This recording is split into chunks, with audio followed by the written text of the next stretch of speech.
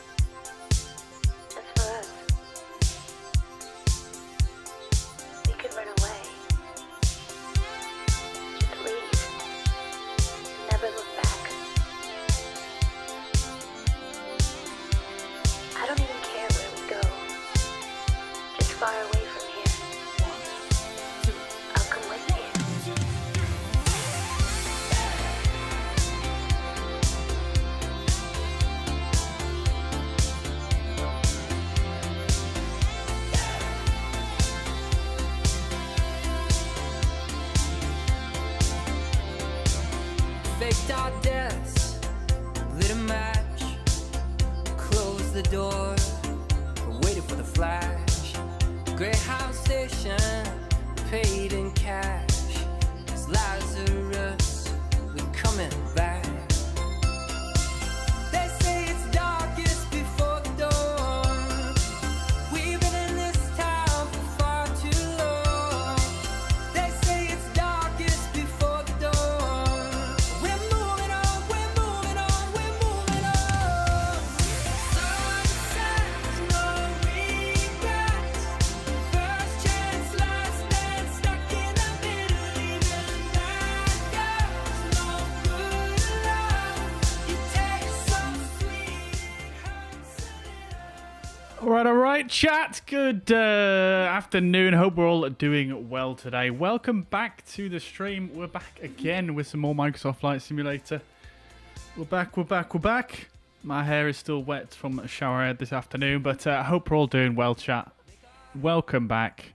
The chat's not showing for some reason. There we go. Lovely stuff. Lovely. Okay then, guys. I hope we're all doing well, like I say.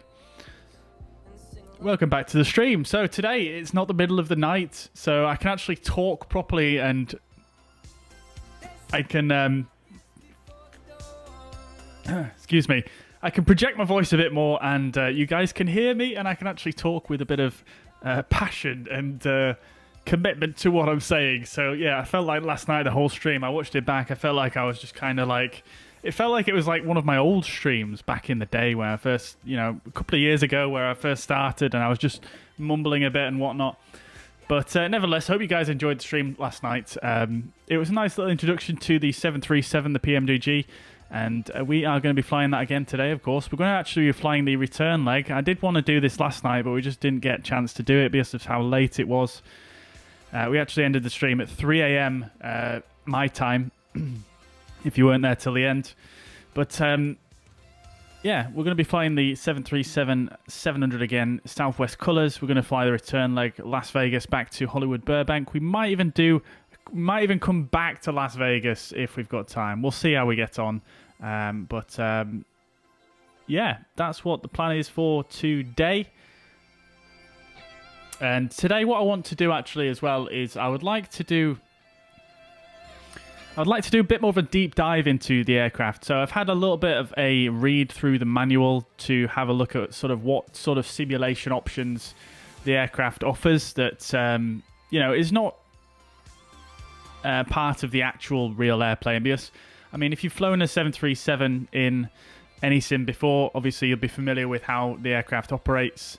And I was trying to look for those features and things that perhaps either unique to this add-on or, not necessarily part of the normal sort of flows and channels that you would pick up pieces of information in the aircraft. So we're going to do a bit of a deep dive. We're going to have a look at some of the options in there, and I'm going to tell you what I've gone for on my options. We're going to have a look at some of the ground services as well. We didn't really mess with that too much last night. And I'm also going to have a look around this Las Vegas scenery because I just purchased it yesterday for yesterday's stream, and unfortunately I didn't have hardly any chance to look around it, and it's probably one of the best sceneries for Microsoft Flight Simulator, so I'm going to share that with you guys as well. Hopefully you guys will enjoy it. Udin Boy, thank you very much for the sub. Thank you very much. Who have we got in the chat then? So Aviation 001, welcome to the chat. Hope you're doing well. Good to see you. Clem, no worries at all, dude. I hope you're doing well. I am doing very well. Thank you very much for asking.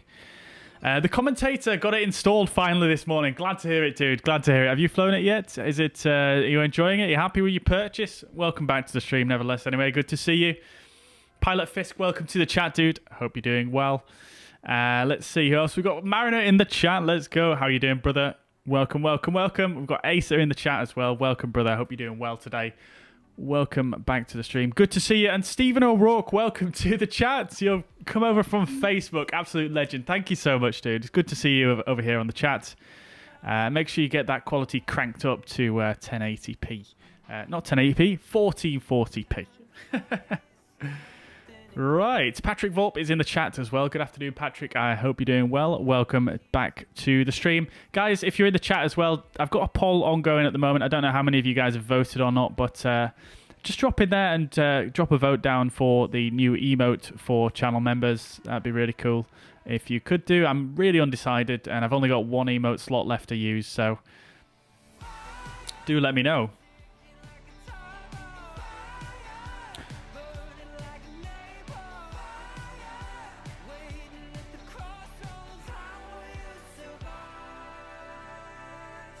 Right then, Chades. Sorry, I'm just tweaking this new scene here because we've got a new scene. You might notice this start screen is a little bit different to what it normally is.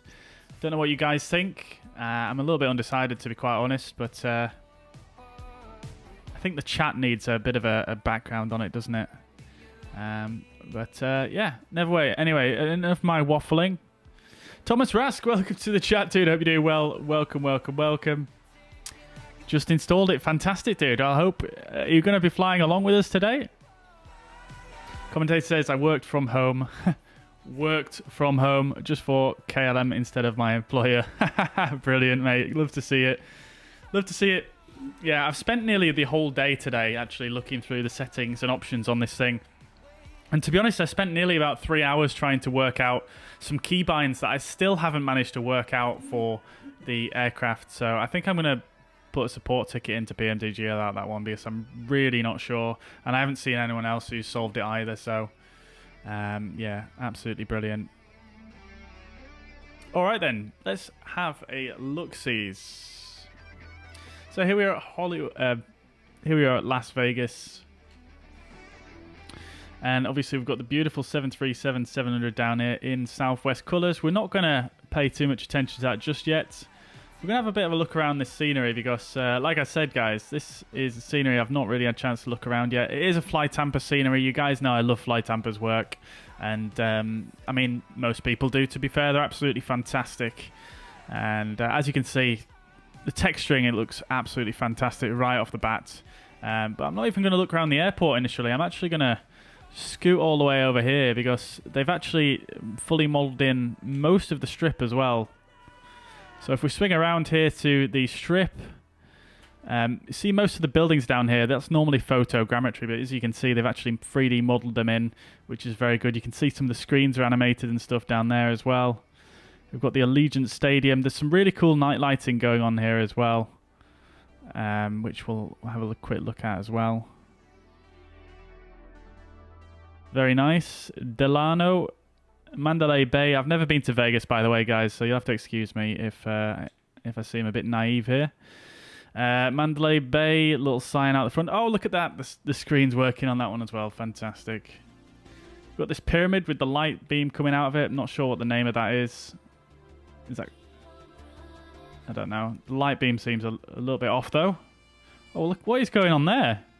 Do you guys see that? What is that? I wonder if that's lighting. We'll have to check that out once we go to nighttime. Is this, what is it called? Luxor, that's it.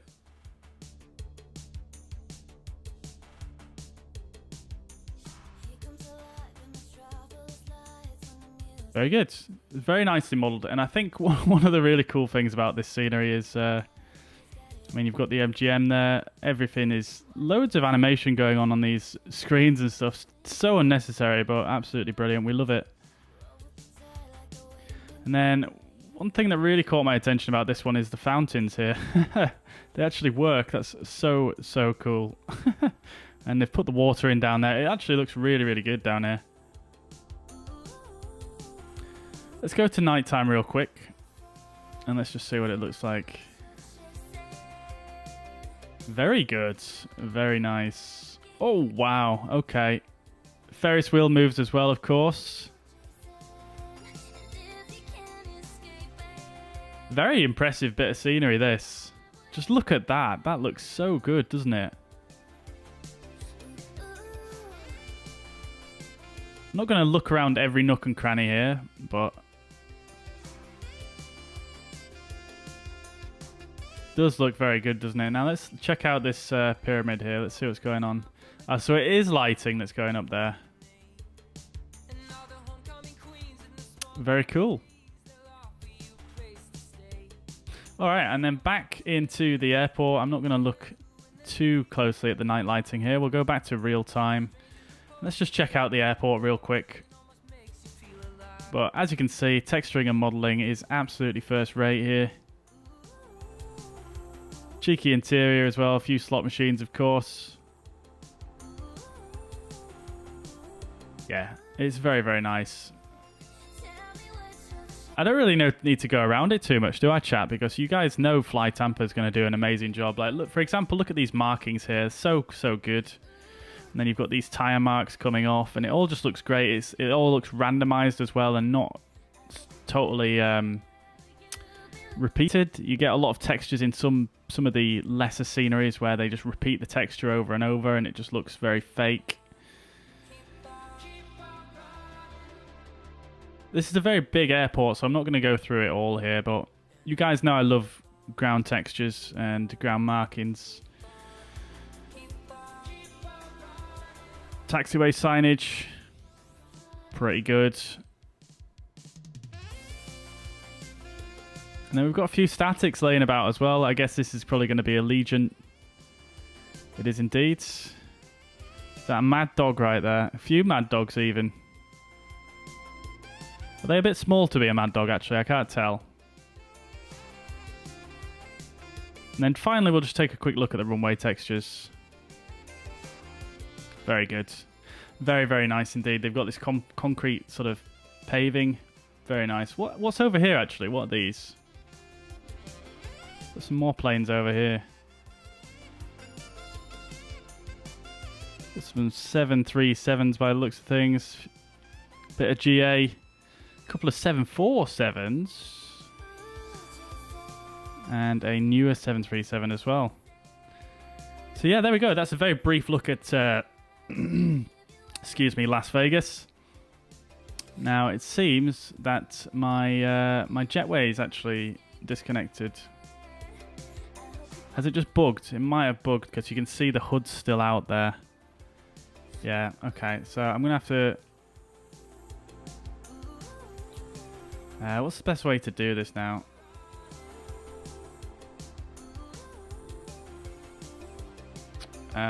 Yeah, let's just have to move the camera away and then let it reload the jetway. Clem says potato CPU so it can only run 1080p. That is unfortunate, dude, but hey, 1080p is still going to be better quality than what it was before because we're streaming at a higher bit rate and YouTube's going to be using a higher, better codec for us, so it should still be nice and crispy on 1080p. Okay, the jetway is not doing... It's not playing ball. Let's see if we can reconnect it.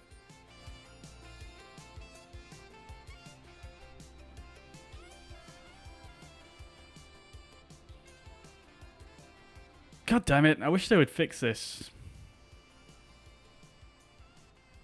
Maybe I didn't go far enough away.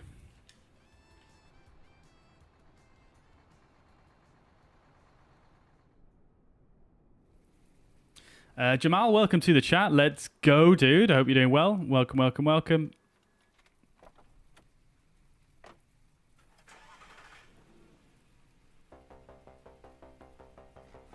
Welcome, welcome, welcome. And Swordfish Blaze, welcome back to the chat, too. Good to see you again.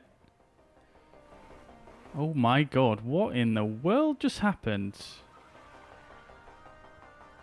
There we go, that's fixed it. Beautiful stuff.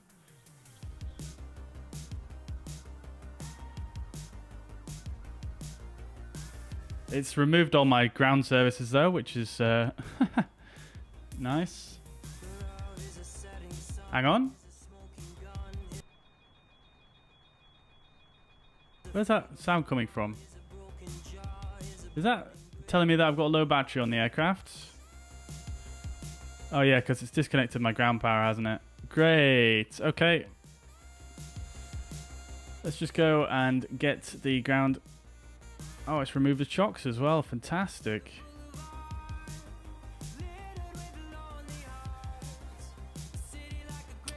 Right, ground power. We'll get all these back in place.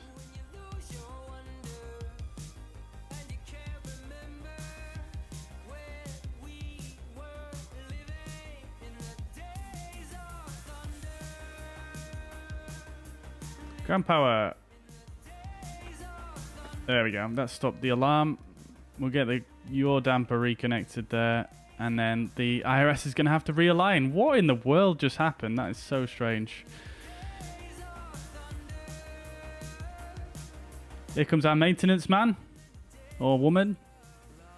Love to see it. Hello, jetway. There we go.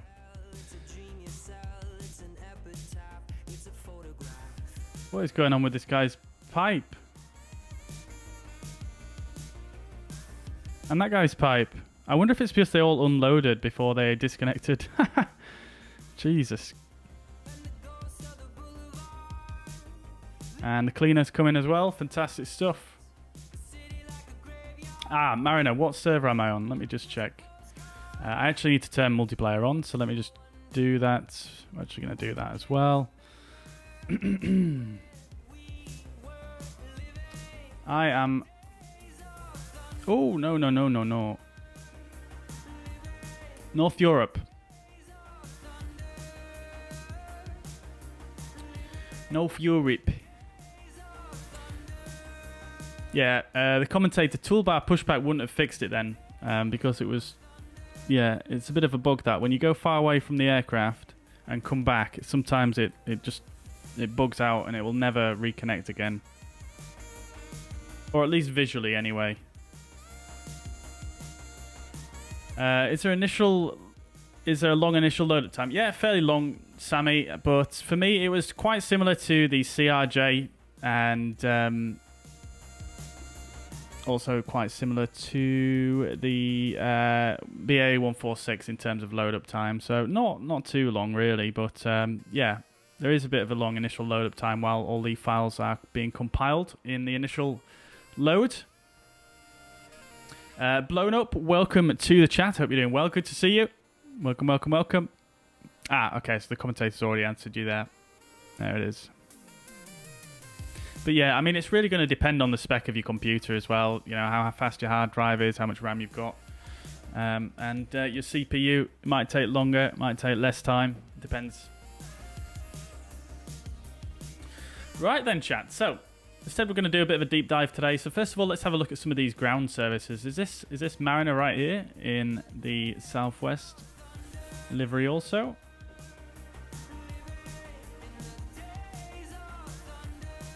Oh, we've got Mr. Thomas Rask over here in this KLM livery. Fantastic stuff. Love to see it. Love to... Oh, we've got another one over there. Oh, no, they're statics. Ha, ha, ha. Ha, ha, ha. Hee, hee, hee. Oh, it's Mariner next to me. Beautiful stuff. Amazing. Look how good that looks. Brilliant. All right, then, chat. Is Las Vegas a scenery pack? Yes, it is indeed, Swordfish. This is the... scenery by FlyTampa.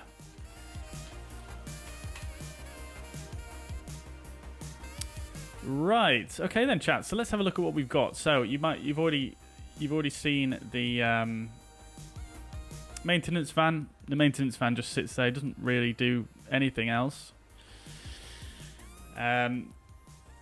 What airport are we at? We're at Las Vegas in North America.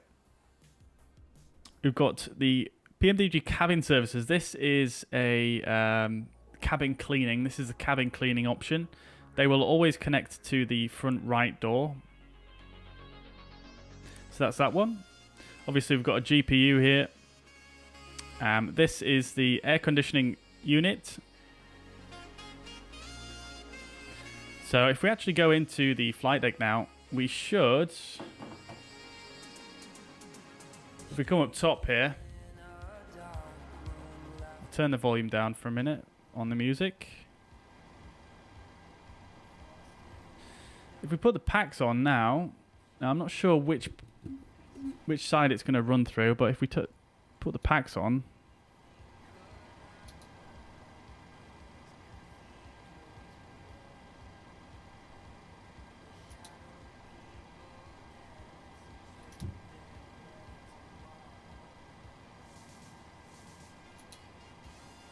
we should get some airflow, but we're not. Great. I've probably missed something, haven't I?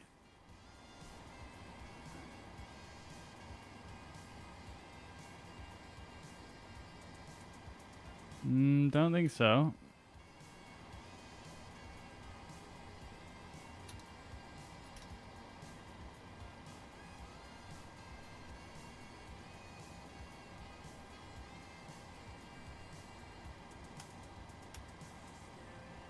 Interesting. To be fair, we've only got hot air coming in at the moment, so maybe that doesn't actually work. So we've got an air conditioning unit. Oh, it says arriving still. What's going on there?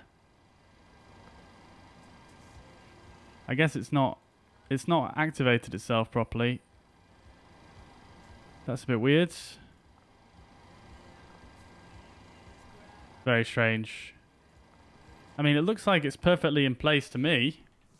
It must be something to do with the fact the aircraft reloaded or something like that. So maybe we won't get to use that today. Then we've got lavatory cleaning as well, or draining. And then we've got the potable water as well being pumped in, which is very cool to see.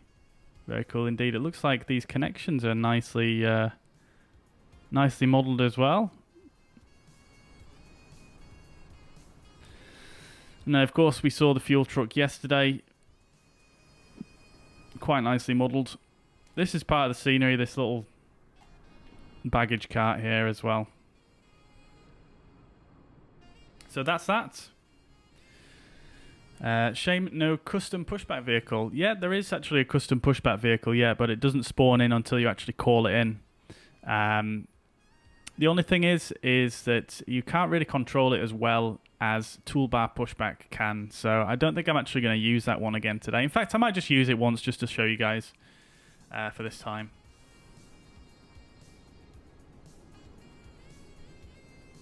All right, let's go back in anyway, and we'll say we've had all the maintenance and everything done. So we'll remove the potable water, the lavatory maintenance van. We'll leave the fuel track there. The air conditioning unit seems to have bugged on me, so I'm not actually sure what's going to happen there. We'll release the cabin cleaners as well. There we go.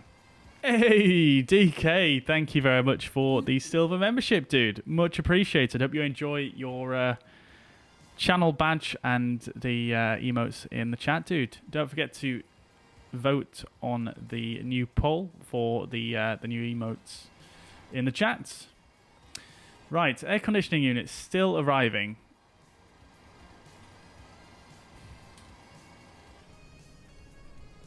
Do we have problem?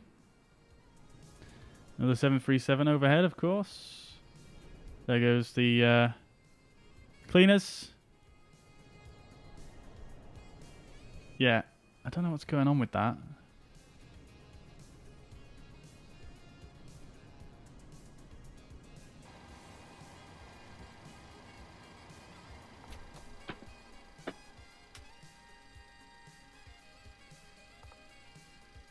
Right, okay, there we go. That's one way to reset things. So I just removed and set the wheel chocks again, and it seems to have gotten rid of the air conditioning unit, which is fine with me. We'll request the ground power, though, before we run out of batteries. And we'll make sure the front left door is open, which it is. All right, great stuff. So what other ground services have we got? We've got an air start unit. We'll request it. We're not going to use it, but we'll request it. We'll just have a look at what that's like. Ground power is in place now, so we'll go ahead and turn that back on. There we go. And IRSs will put back to a line.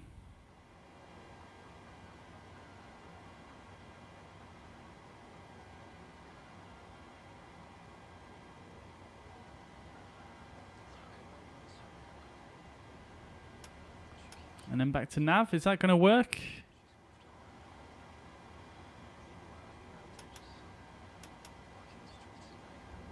Okay, that's more what I was expecting to happen. Then we wait for the light to go out.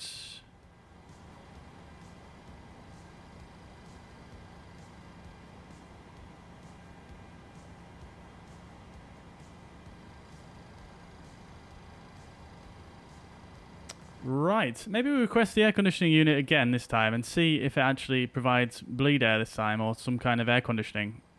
We've looked at all these ones. Fuel truck, we can re-request that one. Cabin cleaning, we've already done.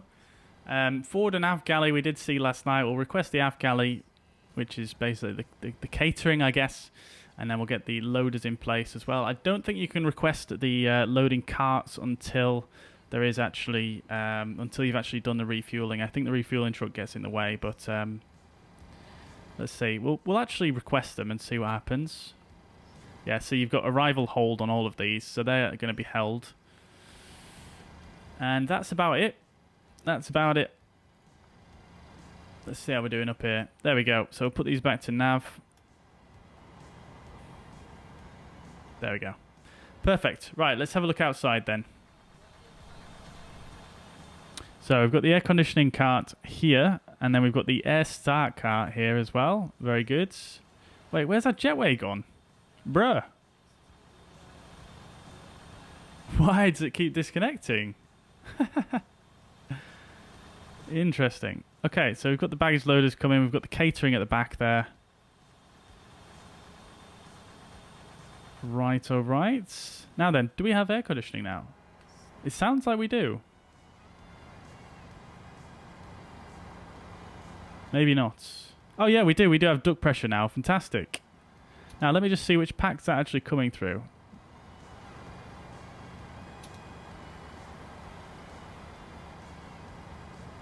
Mainly coming through the right pack. Okay, fine.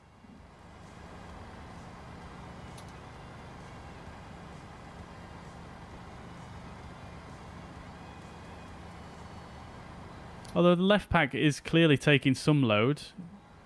Interesting. I'll have to look that up, how that works, but we've definitely got some air conditioning now, which is nice. Let's have a look and see what temperatures we're on in the cabin. So it's slightly warm.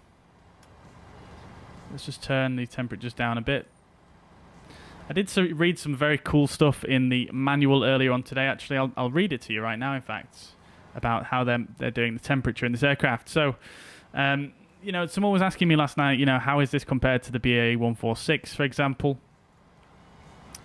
And, I mean, like I said last night, I think the BAE 146 is quite a synthetic simulation. But, for example, if you look at the manual for this aircraft and you look at the air conditioning system section, you can see it says, you may think that these temperature readings on the air conditioning gauge are a result of simple simulation where you set a target temperature and then simply modify the zone's temperatures to eventually achieve this figure over some time. There has been always a lot more to it in our products, simulating the whole flow path of air from engine bleed to air compressor to the mixed manifold to trim air ducts, with all valves along the way fully simulated.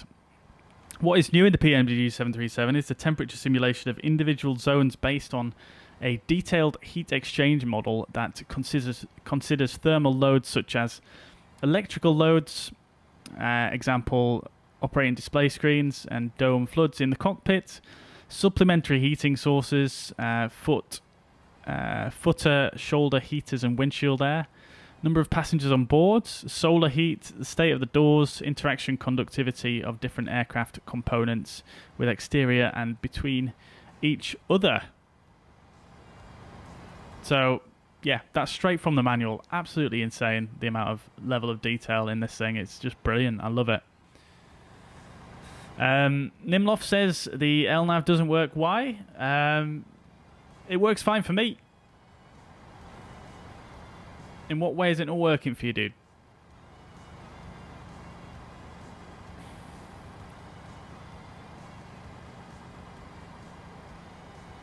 Isolation valve in open position, maybe. I never remember that valve position for bleed. Well, we're not looking for bleed air at the moment. We're just looking for having the pressurized air coming through the air conditioning units.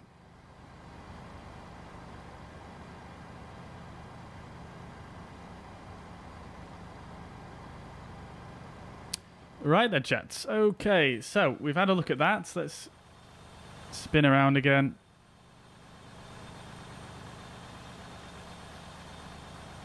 Sounds like there is some sort of sound as well coming from something. Hey, Schutz is here as well. Fantastic. Love to see it, guys. Love to see it. Let's go. Right, okay. So we've done that. Let's come back down.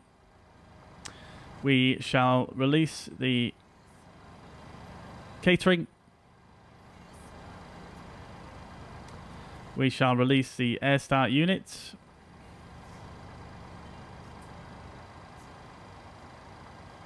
Okay, so the air start unit was actually providing us with air then, not the air conditioning unit. Interesting. Now then, is the loaders or the carts going to come now that we've released the catering? Or is that down to the fuel?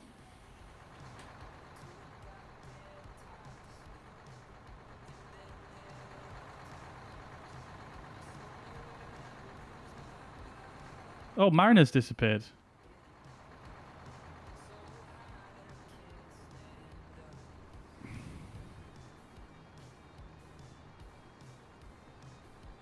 I do want to see if the baggage loaders will actually load baggage.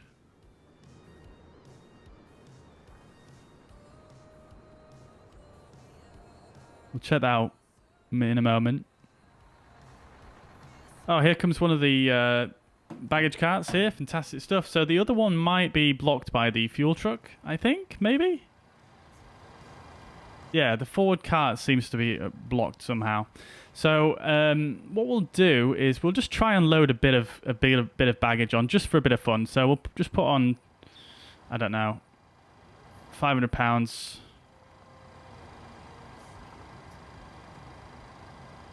And then once it's connected, we'll click unload even, because apparently we've already got some weight on.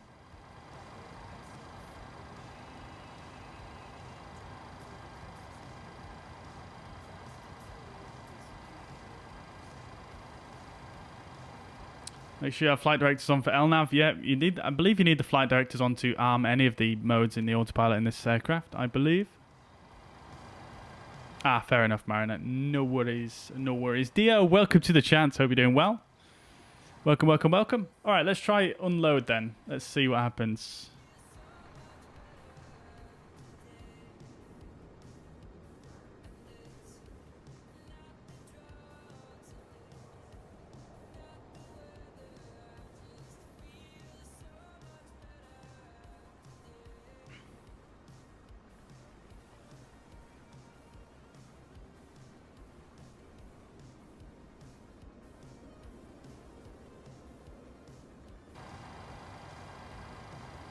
Okay, so it is unloading. Ah, okay, so there's no animation of the bags or anything like that, unfortunately. But never mind. I can live without that. Never mind. Anyways, let's start making some progress then here. I think we've looked at all the ground services now. What we'll do now is we'll have a quick look through some of the other options in here. So ground maintenance fairly self-explanatory, really. Auto cruise, I would never touch this personally, but again, fairly self-explanatory. And then all this stuff, again, pretty self-explanatory. Now, there's some cool stuff if you go to PMDG setup and then aircraft. So you guys may or may not know each of these aircraft, or each basically livery that you will fly in the 737, 700. They all have their own unique configurations. And for example, you know, the person who made this livery will have customized all the equipment in here to basically match what this real world aircraft, November 268 Whiskey November, would have actually had in the real world, which I think is really cool. So I'm probably never going to mess with any of these options here, because I want it to be, you know, I quite like the idea of having the actual equipment that is in the aircraft, you know, the airline that you're flying. I quite like that idea, so I probably won't mess with this too much. But there is many options in here that you can change in each aircraft, and you can also obviously save it on a per aircraft basis. Now on options, there are some interesting stuff. So we can do service-based failures, which is quite cool. Simulation of real-world data of various different failures, and obviously this aircraft does have failures built in. And service-based failures is obviously, like I say, it's based on real-world data for failing various different components in the life expectancy and things like that. So really cool, that one. I'm going to leave that off for a bit though, until we actually get used to this this add-on. Engine oil used last, you can basically keep the amount of oil that you had on the last flight. Now, as you guys know, I tend to fly a lot of different airlines in different countries and different flights, so I'm going to have that off because it doesn't make sense to have it on. Sync captain and first officer EFIS, bar on minimums. Again, that's personal preference really. Obviously, we've only got one person in the flight deck here. Normally, you would have two people to set the altimeters and the minimums separately, but we don't have that in Flight Sim, so I just have that so it's synced up nicely.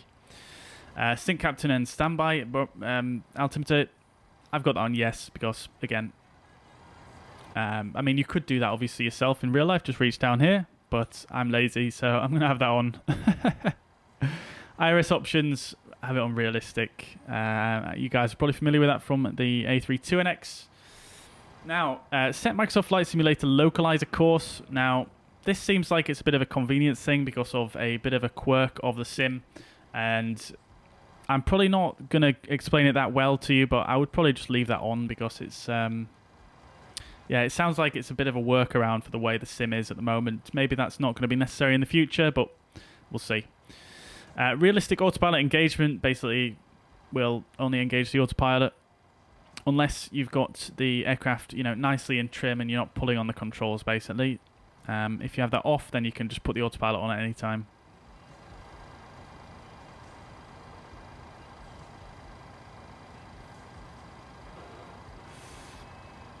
Ah, yes, you can restore to original as well, Mariner, can't you? Yeah. Yep. I did see that option. Very nice indeed.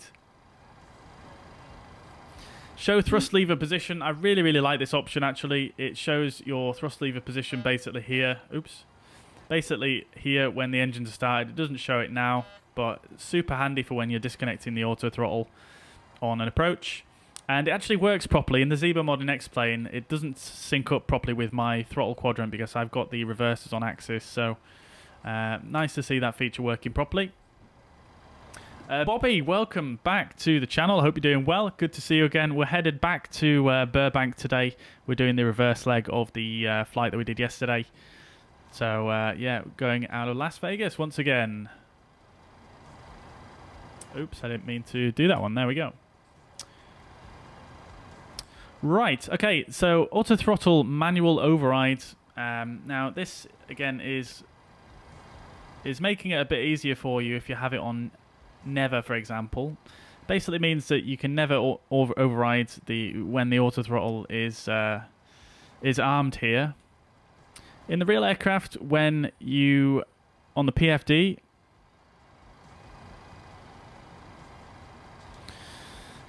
when you have the arm enunciation here on the FMA top left, when you have arm written there in white, you can actually move the throttle levers yourself to set a power setting, and the auto thrust or the auto throttle isn't actually doing anything at that point.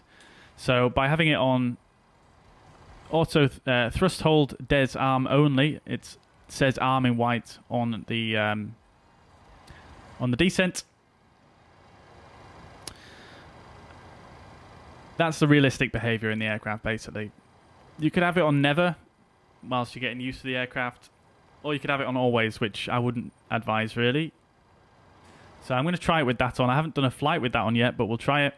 High idle in flare is basically, to my understanding, it's more of a sim option, I suppose, to compensate for some shortcomings in the sim. Let me just actually remind myself on that one.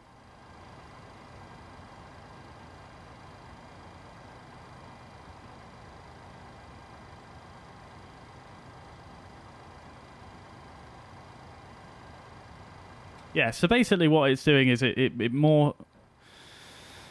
gives you more of a high idle when you're coming in to land the aircraft. But basically what it means is, due to Microsoft Flight Simulator limitations, it may delay the thrust reverser deployment after touchdown. So if you want the thrust reversers to come out straight away, you could have that to off. Or if you don't mind there being a slight delay, you can have it on and have a more realistic thrust idle while you're in the flare. These ones, fairly self-explanatory, just call-outs. I'm going to leave them as they are. Don't need a V2 call-out, I don't think. Pause at top of descent, no. Time compression, again, I'll never use that, again, or this one. Autopilot disconnect on control input. That's realistic to the aircraft to have that enabled, so I have that on. And this is just obviously hiding and showing stuff, entirely personal preference, really. Steering input method, prop on axis plus rudder. I'm using that. What I've actually done today as well is I've actually gone into the settings here, and I've actually just gone onto my sensitivity. This is the axis right here, the Arex Z that we're using for the tiller.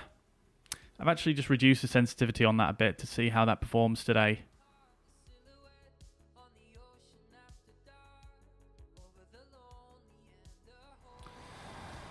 And that's it. That's it, really. That's all I really wanted to go through with you.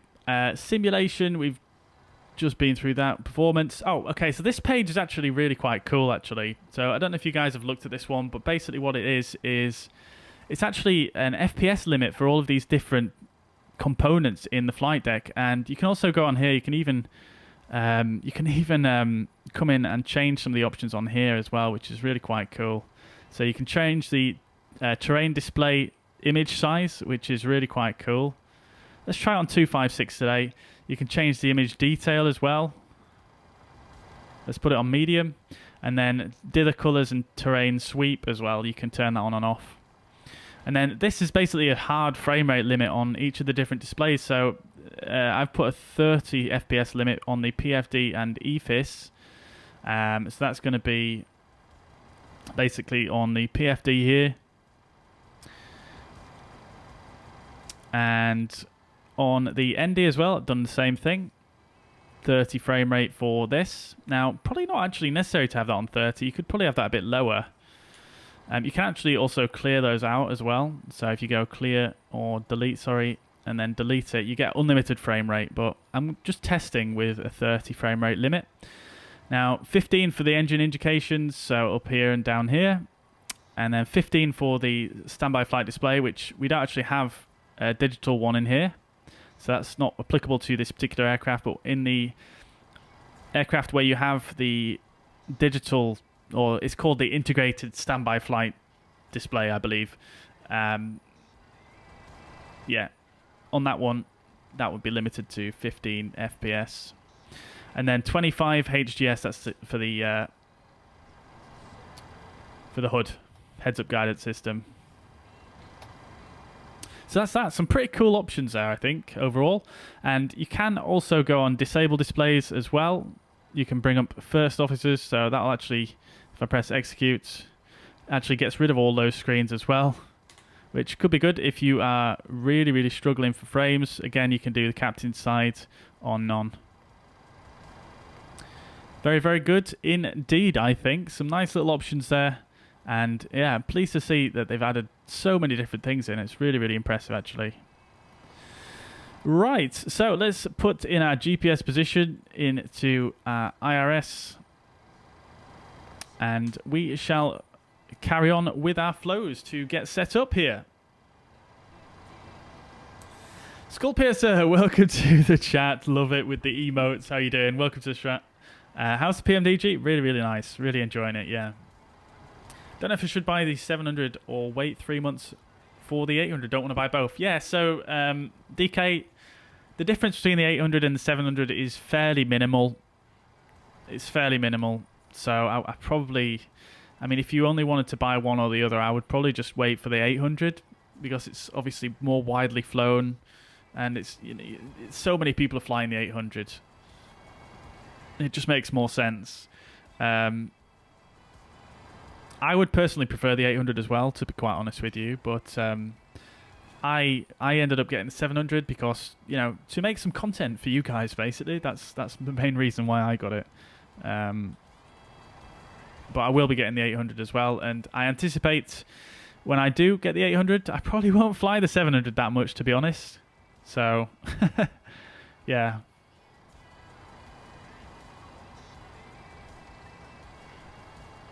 That's just my 2 cents anyway.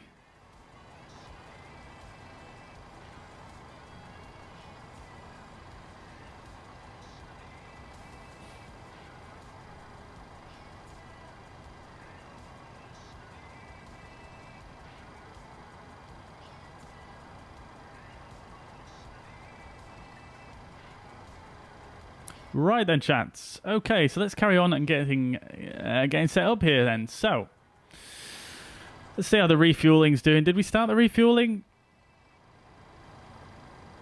We didn't start the refueling, did we? We just did the... We just tested the baggage loader, didn't we? Right. Okay, so let's start some refueling in just a moment. Right, we're not going to use these figures here for the baggage loading because it's... yeah, I prefer to just use 0 fuel weights, but we will use the fuel truck for the fueling. So the fuel we need today is going to be block fuel of 90868. And we're in pounds today. I've remembered to do my flight plan in pounds. 90868.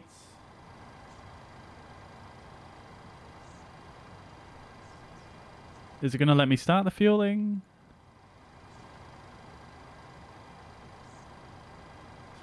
Loads of fuel in this. It loads in with so much fuel. Why is it not letting me start the fueling? Let's try and release it and then bring it back, because obviously we had that issue before, didn't we?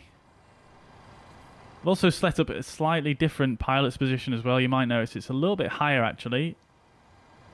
So, yeah, quite like that. And I also went ahead and basically redid all of these quick views because they were previously a little bit... They weren't that great, to be honest.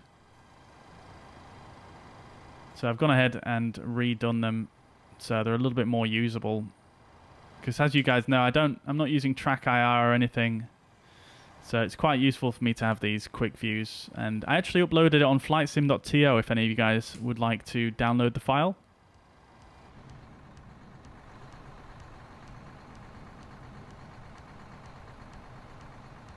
Wow, so many 737s here. Oh, I keep mistaking those two at the back. And here comes the baggage carts now that the fuel truck has gone. So we'll re-request the fuel truck. Arrival hold. Okay, this is what we're going to do, chat. We are going to release the forward loader. And we'll release the forward carts as well once they get here. But while we wait for that to happen, let's go ahead and continue our flows up top. So, we'll test lid devices. That's all looking good. Airspeed, Mach airspeed warning test. That's all good. Flight recorder, we'll test that as well. That's all looking good. Stall warning test. All looking good there. And on the first officer side, all looking good there. Great stuff. Coming further down. Everything looks normal here. Great stuff. Great stuff. Coming further down. Let's just put this to present position. Now we've got aligned.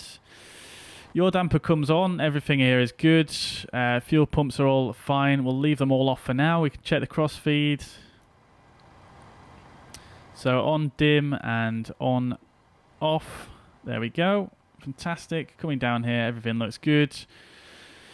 IDG's disconnected. PS the engines aren't started yet. All looking good there. Everything down here is looking good. We haven't done the fuel loading yet, so we'll leave the seatbelt signs off for now. We'll turn the window heat on. We can do a test here as well to check for the overheating. That's all looking good. Going further down, check the voice recorder works, which it does. I'll tell you what we're going to do today as well, chat. Let's try self-loading cargo with this aircraft, see how it works out.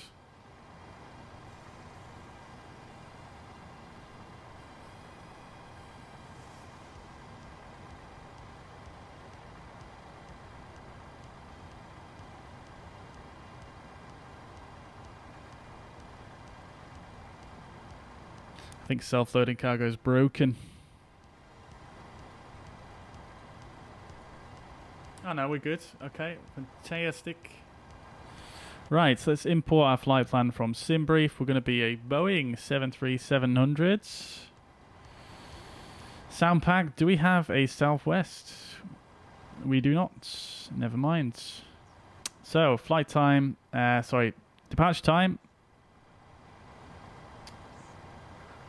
We'll stick it at 18:25 Zulu. 148 passengers, we're full. And we'll start that flight.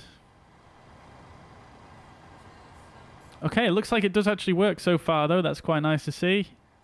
We'll leave it there for now. Not ready for boarding just yet. Right, alright. Let's carry on down. Everything looks good there. Temperatures come down a bit cooler in the cabin, so let's put these back to auto. Cool, recirculation fan, everything looks set okay here. Lovely stuff. And our cruising flight level today is going to be flight level 340.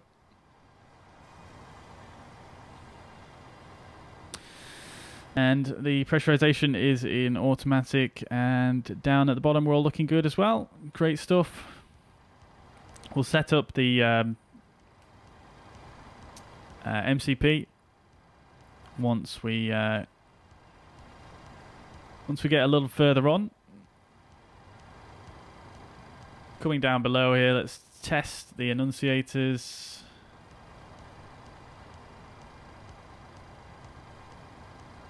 All looking good there. Great stuff. Leave them on bright. Testing here. and here. All looks good there and on the other side. Great. Feel free to reset. Okay. Keeping on coming down on the throttle quadrants. We'll test the overheat detection.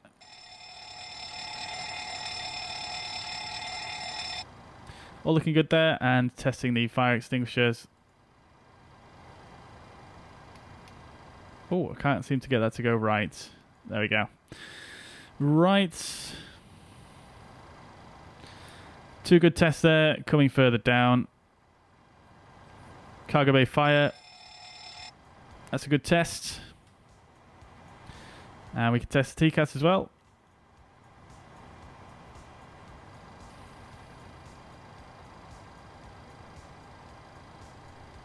TCAS test pass. There we go. Fantastic stuff. One thing I do like about this add-on as well, it seems like they've thought about the controls as well quite well. So obviously you've got the instrument cameras on numbers 1 through 0 on your keyboard. So I think they've actually done them quite well here. So if you press 1, it sort of gives you the autopilot panel, which is more or less one of the most used views, really, I think. Then number 2 you've got down here, which again is very, very commonly used. Number 3 on your CDU. Then number 4 down here. Usually this one is maybe like 6 on some aircraft or 7. So number 4, that's actually quite useful as well for, you know, VATSIM flying and things like that. And then number 5 here is good as well. Wait, it's a parking brake off. There we go. And then 6 up top, 7, 8. Now, I'm not sure how often I would use that one, to be fair, but that one's fine. And then 9, which is for the EFB that doesn't exist yet. And then 10, which is a little bit redundant, but it's there anyway. And also I found out you can actually do this, which I didn't realize yesterday.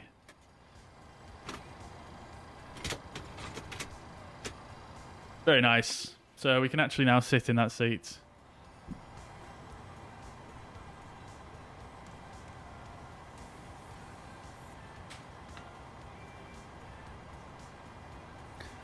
There we go. Oh, Pilot Fisk. Yeah, you said that almost the exact same time that I was showing that there, yeah. I found it out earlier on today, yeah.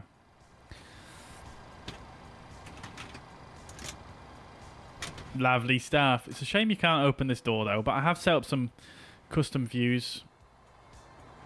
So we can actually get into the cabin now.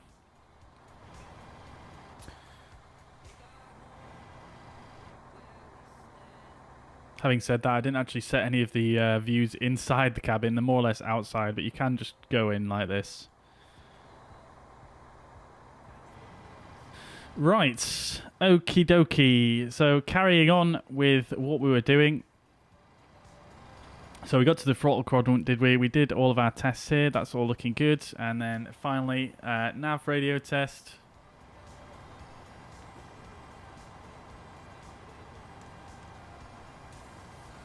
I don't think that's actually working. Or I don't know how to do the test, potentially. Also, I do need to do a bit of reading about how to operate the heads-up guidance system. There is obviously some different modes here. You know, you want to set your runway length and your glide slope angle and things like that for an approach. So, not too clued up on how to use the heads-up guidance system. I've not really used them before to a great deal. I know they have one in the Aerosoft CRJ, but you can't actually change anything on this panel. So, yeah, I guess... Can you change anything on this? Ah, okay, so you can change the modes. Not sure what the modes are, to be quite honest. I think this is maybe a Cat 3. I don't know, to be quite honest. I'll have to look that up. But I think we've got runway length here, and then glide slope angle. I think that's what that is. For a low visibility approach. Right then. Okay, we're nearly there, chats. Test GPWS and the terrain. Glide slope. Pull up. Wind shear. Wind shear. Wind shear. Terrain. Terrain. Pull up. Airspeed full. Airspeed. Right. Let's release these forward.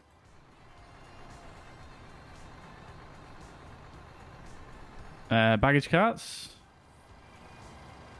And then what did we want to request, chat? We wanted the fuel truck to come back, didn't we? That was it. Right. Okie dokie. So let's carry on with the setup then. So we'll come back to the route page.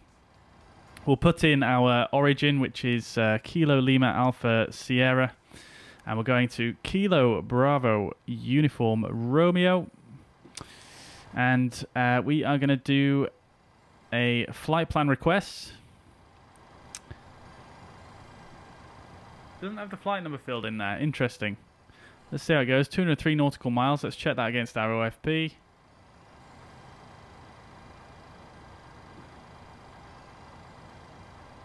Doesn't quite match. I'm not going to lie. Let's bring it in anyway and see how that works.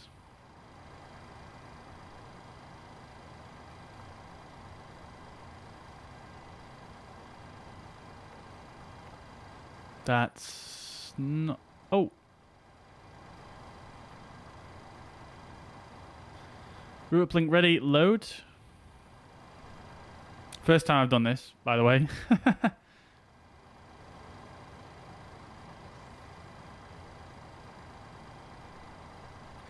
So this is bringing in the flight plan from SimBrief, basically.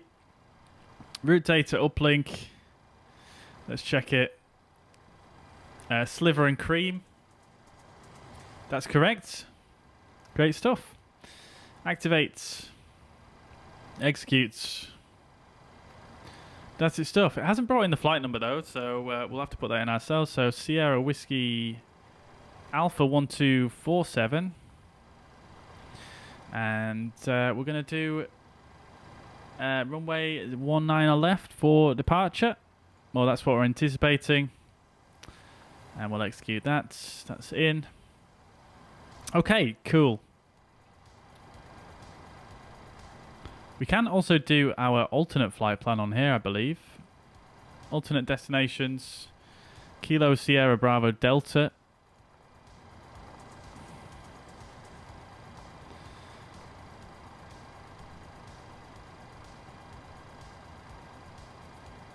We'll just put that one in there. This is not the flight plan either, to be fair. I'm not even sure if it... Does it let you do a route 2? I don't see it. We'll have a look in a minute. What are these buttons as well?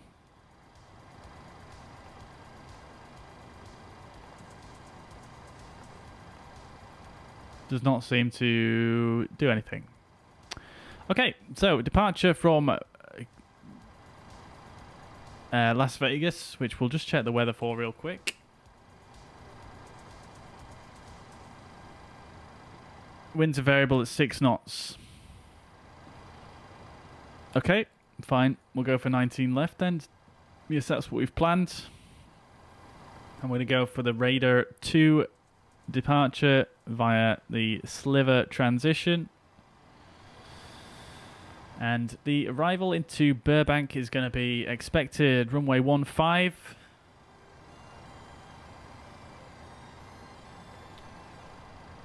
And it's going to be an RNAV approach. 15. Now, we don't have a transition either, or a star on the flight plan. It's just direct from Cream to the approach. So, let's have a quick look at the approach chart. I just want to just double check.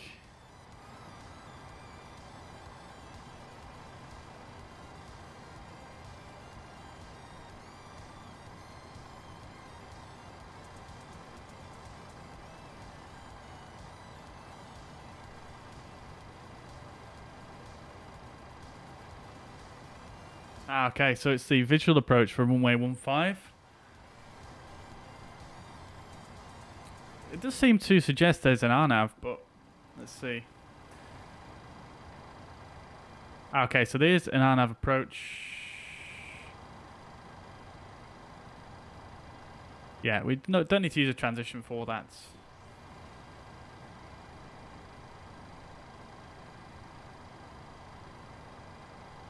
And then I suppose you could actually go visual from the RNAV. Well, you have to.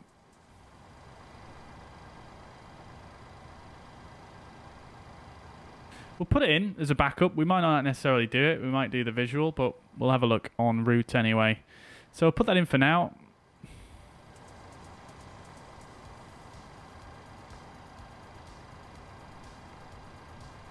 Let's see, actually. I just want to check something real quick. You can just put the runway on in its own as well, which is quite nice to see.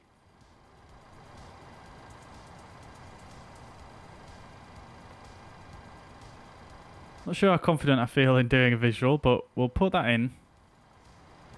And we might set up for the visual. I think I need to put this in again, don't I? 19 left. Radar 2 and the sliver transition. Okay. Great stuff.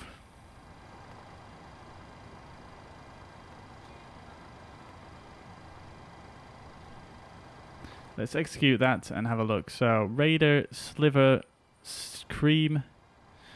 Sezka is the first fix on the RNAV. And there we go. Okay, perfect. Nice and short. Lovely stuff. Right, we can actually request winds as well. So we'll go wind requests.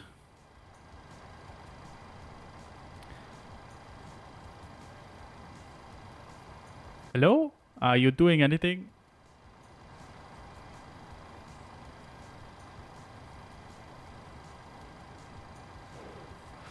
I definitely did save the file for a wind request. Let's just try click it again.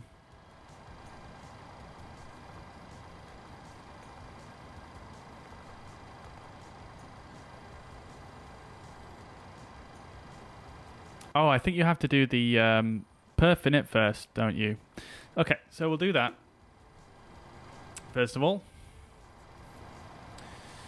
Right. Okay, so starting in the bottom left, we'll go for a cost index of 45. Reserve fuel for the trip.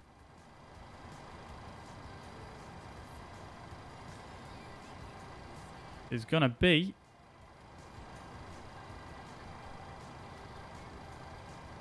3.6 tons. The anticipated zero fuel weight is going to be one. Sorry, that's not tons. That's 3.6 thousand pounds. And then the estimated zero fuel weight is going to be 113.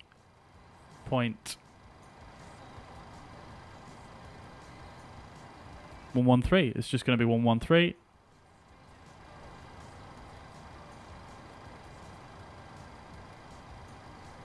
And the en route fuel that we need is 5 tons. Right, all right. We do have 25 tons of fuel on board, so let's see if we can fix that. So, ground services. Is the fuel truck going to work now? No, it doesn't seem to want to let me do it. I don't know why it's not letting me do the refueling. So we'll release the fuel truck. And we'll come back and we'll just do it through this page here. So we'll go fuel. And then for block fuel, we want 90868.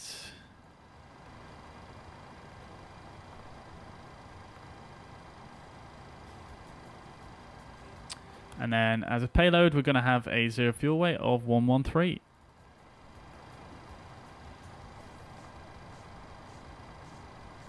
So quite a bit heavier than last night, I think.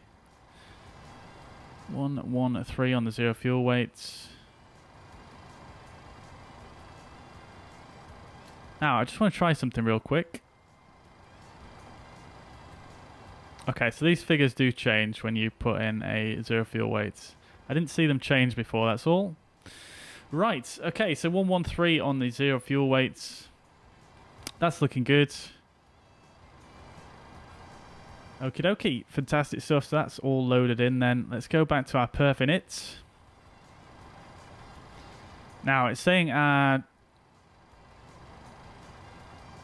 highest cruise flight level is 320. It's saying 340 on the SimBrief flight plan. Let's see how we get on. Top of climb wind 230 at 906.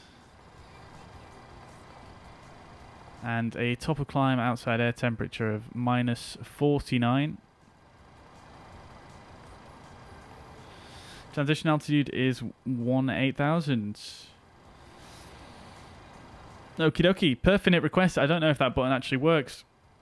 I should have tried it then, shouldn't I? No descent path after Igaxi. We'll have a look at that in a moment. So we'll execute. Okay, cool. So we've got insufficient fuel now. And we've even got a lower cruise altitude here as well. So insufficient fuel. Planned fuel is 5 tons. Reserve fuel is 3.6 tons. We've got 10.1 tons on board.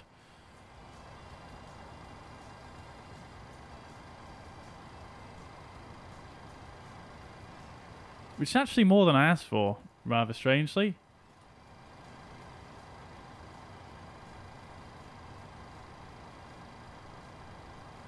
But I don't see how that's not enough. Interesting. Let's try this button. We're going to press all the buttons today, chat. That's what we're doing. We're pressing all the buttons.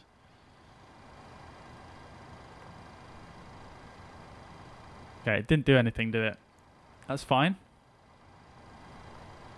Oh, Perfinite uplink ready. Okay, fine.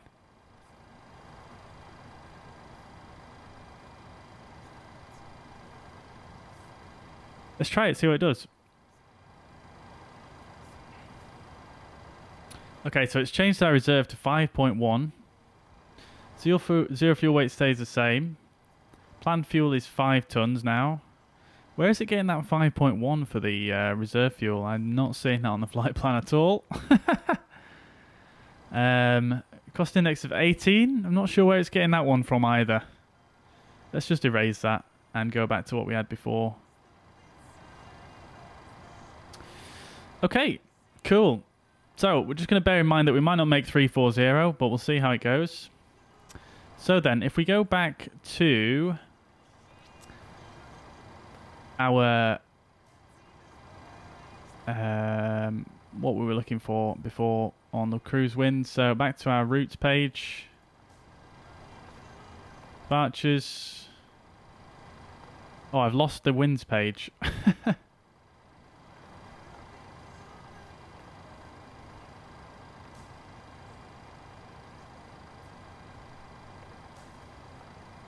Route data, there we go. Wind requests. Oh, we do have some wind in there now.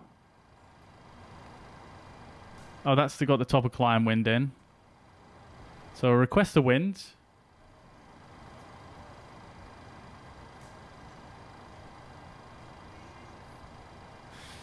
Malteser's simple living using S&W for throttle. Nice, I love it, mate. I love it. Okay, cruise wind uplink ready. It's not giving me a preview, but let's press load anyway. Cruise wind uplink loading. Cruise wind flight level 340 uplink. Okay, so is it not working properly? I don't know. Maybe I've done something wrong. But it seems to have... It just seems to be the same as what it was before. And it's not filled in the wind for all of these fixes as well. Which is a bit strange. I mean, we do actually only have a few fixes on this flight plan, so we could just go ahead and put 23825. Oh, we can't actually put it in. Okay, fine. No issues. No issues. Maybe it's something to do with because it's such a short flight plan. It's not really relevant, is it? It becomes more relevant having those winds in when you're doing a very long leg. I just wanted to see if it would work. Very long journey. Okay, let's see then.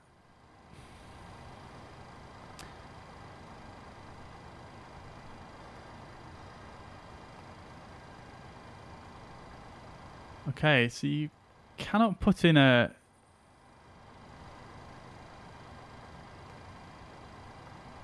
Oh, that's a little shortcut I didn't know about. Sorry, I'm just pressing all the buttons at this point. But I'm not seeing anywhere for an alternate flight plan, which is surprising, actually. I'm fairly certain it usually appears at the bottom here. Maybe that's not an option in this aircraft. Maybe you just would go direct and then put it in. I'm not sure. Anyway, let's carry on with the setup. So, N1 limit. Let's try do a reduced and assumed temperature. So we'll put in 40 degrees. This is what it tells you to put in the tutorial flight. So we'll try 40 degrees and see how that works. And then for the takeoff, we're going to use flaps 5 and the CG 18.4, 1921 and 28 for the V speeds. Takeoff weight of 118,000 pounds, which is totally different to the sim brief flight plan. I'm really not sure where it's getting this.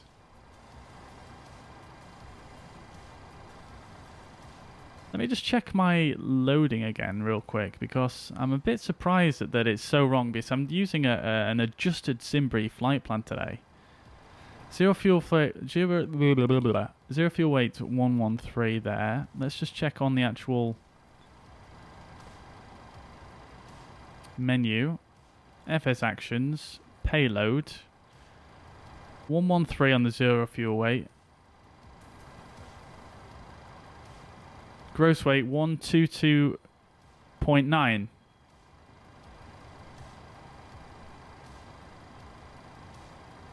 Takeoff CG 18.4.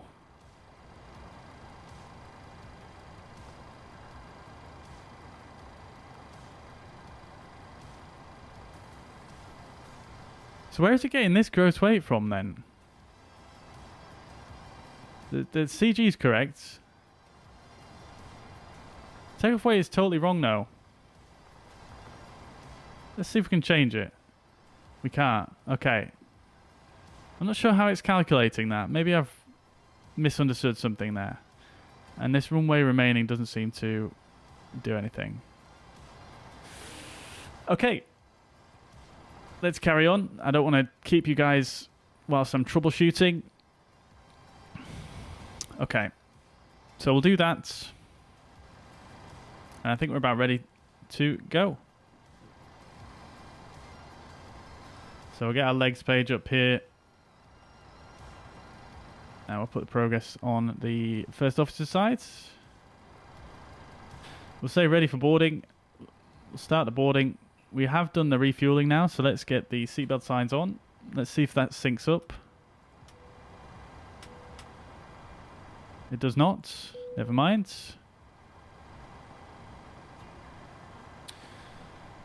Okay, chat. Let's carry on then with our checklists whilst passengers are boarding.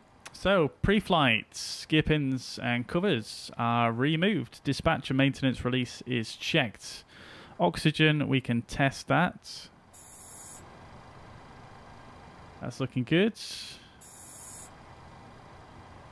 And we can actually test this one as well. Does this work? No. And then we can check the oxygen amount up top, which is looking good. So that is tested and 100%. Nav transfer and display switches are normal and auto. Flight instruments are checked. Parking brake is set. And the engine start levers are in cutoff. There's a pre-flight checklist complete. So we'll go ahead and do our departure briefing now before we go too much further. We do need to set up the MCP still as well, don't we? So let's actually do that real quick. So we'll put our V2 in here at 128. And then I will just bring up the charts and add in some of the details for the departure.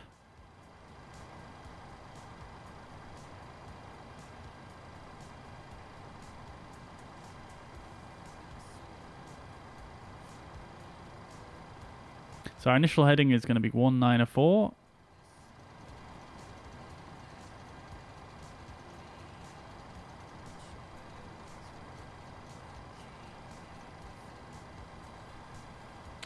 194.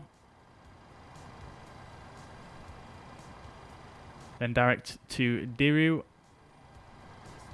at or below 7,000, which is already in there.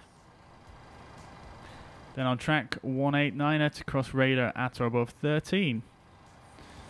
Great stuff. So it's more or less just straight ahead and a very, very slight bearing to the left. But we'll do our briefing now and you guys can see that. So we don't really need to set a course as well. No ground-based nav aids. This is our nav departure. So let's have a look anyway on the fuzz pad.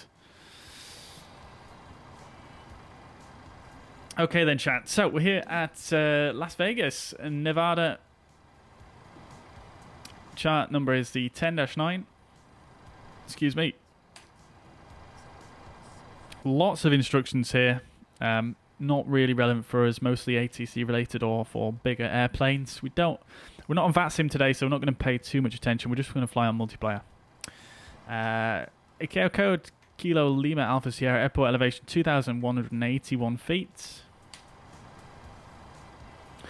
Which reminds me, the landing elevation, we should have set that to 2,150 already. Okay, so we're here at the Bravo gates. I think this whole area is actually used by Southwest. And we are at gate Bravo 11. So for departure, we're going to depart from 19 left, which is up here. So we can expect to push back facing roughly to the west. So we'll push back from Bravo 11 here and face, well, we'll face down this way. Like so. And then we'll taxi on out this way. And we shall come to spot 16. We'll take a right turn onto Golf and taxi up Golf. Then coming up all the way up Golf, we'll come all the way up to the end here, take a right turn onto Delta, all the way down to the end, and then a left turn on to the runway 19 left. For the departure, we're going to be flying at the Radar 2 RNAV departure, transition altitude 18,000. Not relevant for us here due to no ATC being online. So, quickly read this. Climb on heading 194 degrees to 2,682 feet, then direct Diru at or below 7,000, then on track 189er to cross radar at or above 13,000 feet. So as you can see here, we're going to do 19 left, which is just right here. 194 on the heading, and then direct to Diru, which is here below 7,000 feet.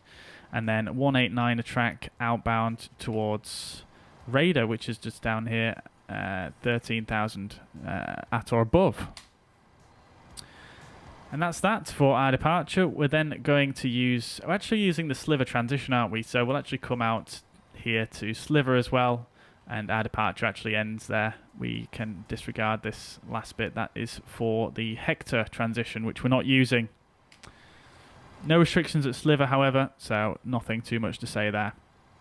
Fairly simple departure, actually, not too bad at all.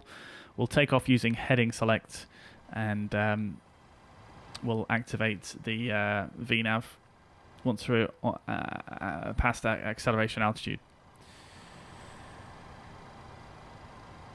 Okay, great stuff.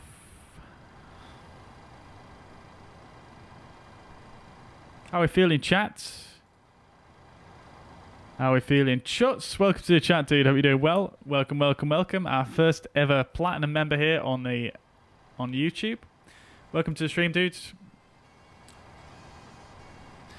Mr. M, welcome to the stream from the Czech Republic. Hope you're doing well. Good to see you. Patrick says I checked for unlisted cargo. Yeah, I would. I mean, yeah. Let's have a look. I mean, I'm not seeing any unlisted cargo so far, unless people are, you know, sneaking it in, putting it in the overhead compartments, bringing in blocks of gold or something like that. But yes, let's carry on. Nevertheless, we've got 72 passengers remaining. What can we do? So we'll get the lower MFD off. Actually, no, we're going to need that for engine start, aren't we? So we've got the MCP set up, so heading of 194 for departure. We will turn on the flight directors as well while we're here. We've got MA saying that this is the master side, which is that's what we want. Altitude, we're actually going to set straight up to our cruising flight level. In fact, no, we won't. We'll set that to our initial restriction, which is 7,000 feet. Because we don't want to blow through that, which is quite possible. This aircraft seems to climb like crazy. So we'll set 7,000. Actually, no, because we're going to be in VNAV, so we won't actually need to worry about that, will we? So we'll go up to flight level 340, which is our cruising altitude for today.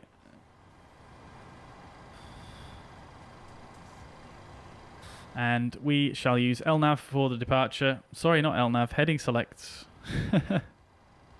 We use heading select. We'll disarm LNAV. And then we'll climb to 1,000 feet on N1 with takeoff power. And then at that point, we shall bug up. We'll use the speed bug here to bug our up speed. And then we'll accelerate, bring in the flaps, and then we'll bring in VNAV at that point. We'll get the terrain display on as well and the data display. We'll bring on the airport display for our first officer. And the traffic display as well. Actually going to come down here and make the terrain display a bit dimmer.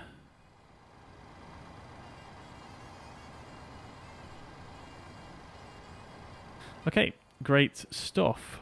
Right then, so let's get another little meta. Hang on. That doesn't seem to want to go dimmer for me. Oh, okay, I see what it's doing there.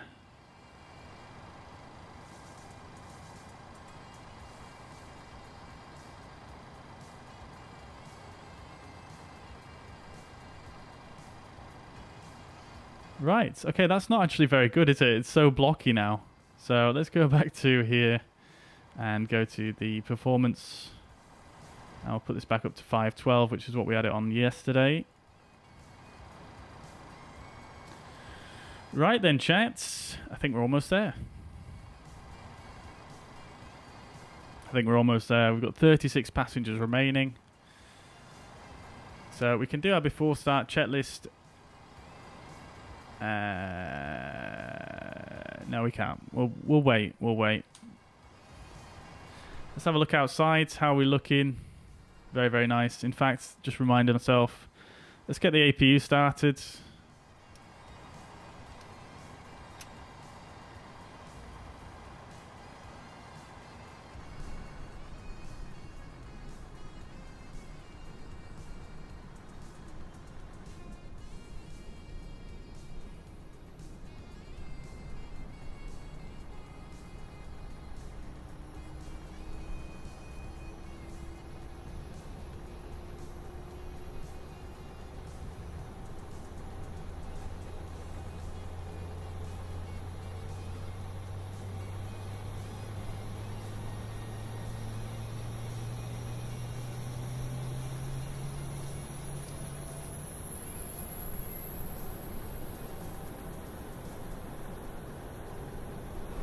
Very nice sounds, I do have to say. There are some really, really nice sounds on this.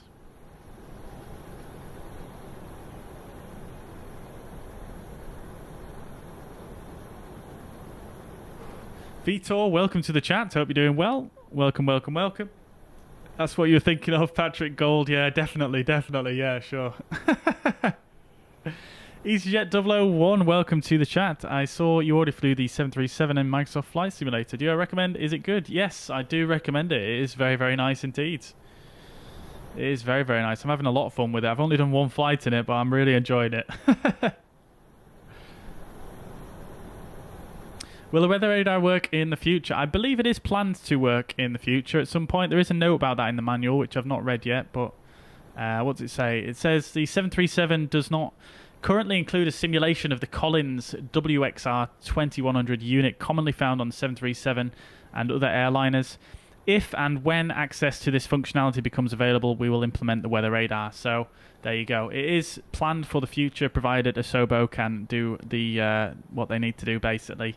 And I think that update is actually planned for Sim Update 10 to give some developers access to the weather API there. So maybe that will happen Sim Update 10 potentially. Right, okay then, chats. Let's go ahead and we'll get rid of our ground services then, because we don't need those anymore. APU is now available. We'll bring the APU onto the bus. Passengers are all boarded now, so let's come down and we'll go ahead and we'll get rid of our... We'll actually come up top. We'll get the APU bleed on.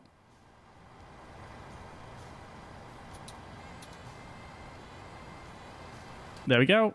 We can get rid of our air conditioning unit now. No stop in fresh air for the cabin. We can go ahead and release the ground power. We can release the loaders as well. And I think that is everything. Let's check the parking brake is set, which it is. We'll get rid of the chocks as well. Hey, Manical, welcome to the chat, dude. Hope you're doing well, mate. Good to see you in the chats. Good to see you in the chats. Welcome, welcome, welcome.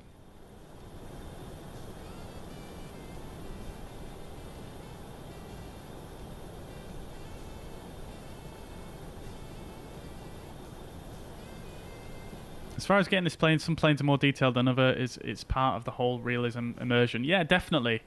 This is by far the most detailed aircraft in the sim. Well, actually, no. Maybe the Mad Dog is still up there. I don't really know too much about that, but discounting the Mad Dog, this is by far the most in-depth aircraft so far, 100%. All right then, chat. What are we saying about the pushback? So I actually messed this one up yesterday.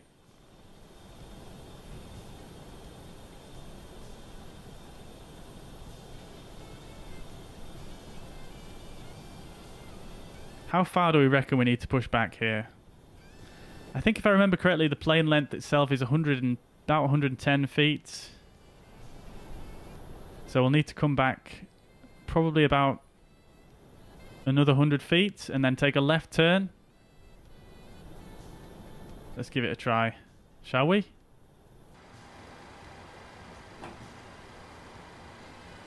Okay then, so...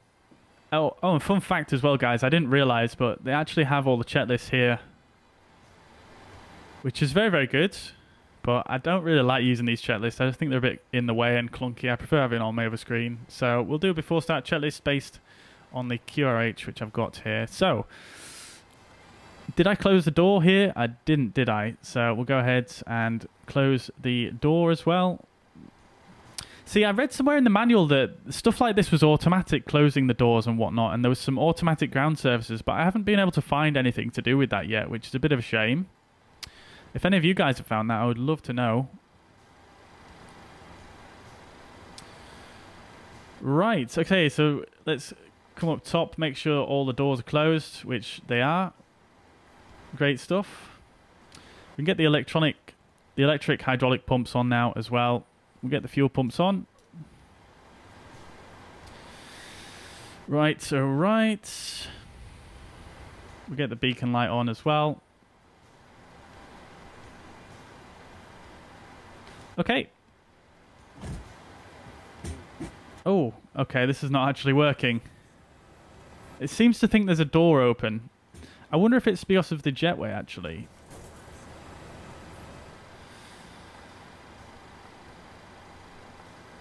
Jetway inhibit.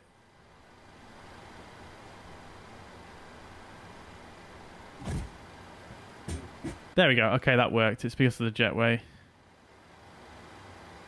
There we go. Ready for push and start. Great stuff. Okay, so let's go and try the ground, the pushback again using here. Now, it wasn't that great last time. Toolbar pushback's definitely better, but we'll give it a try. So distance to taxi line, we'll put in 110. And we'll go for a standard L, turn nose to the left.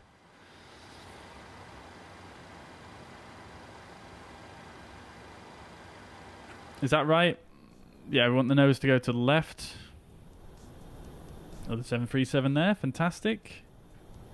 So many 737s. This guy looks like he's coming this way, so I'm just going to pause for a second.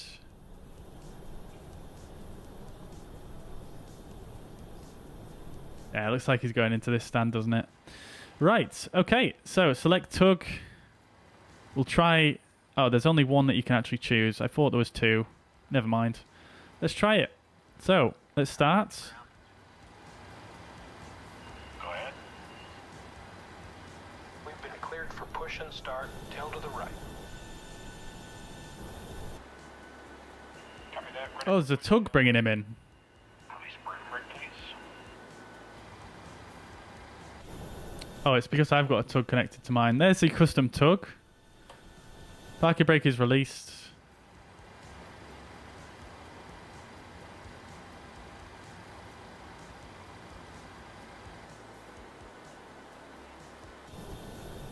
Brakes released. Here we go. We're going.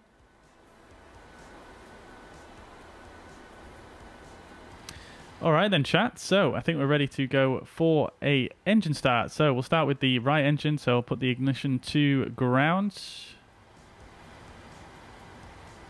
We can turn the packs off.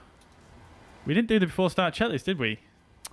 Flight deck door is closed and locked. Fuel is £10,000. Pumps are on. Passenger signs are on. Windows are locked. MCP V2 128. Let's start the fuel flow on the second engine.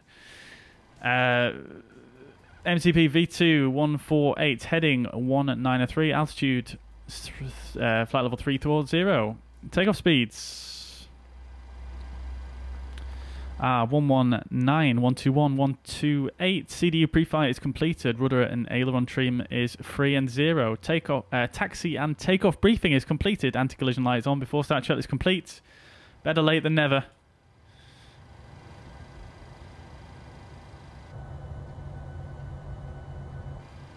Okay, how did we do? Not too bad actually. Still not perfect, but not too bad at all.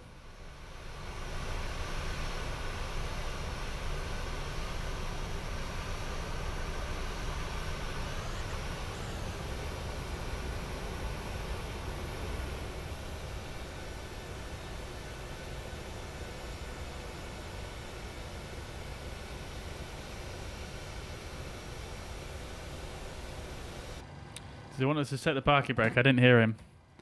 Parking brake is set. Got a good engine start on number 2. Ignition is clicked off. We'll go to ground on the left engine. Release from guidance on your right. Have a good flight. Do you actually get to see the guy go over here to the right? Oh no, he's gone. He's just disappears.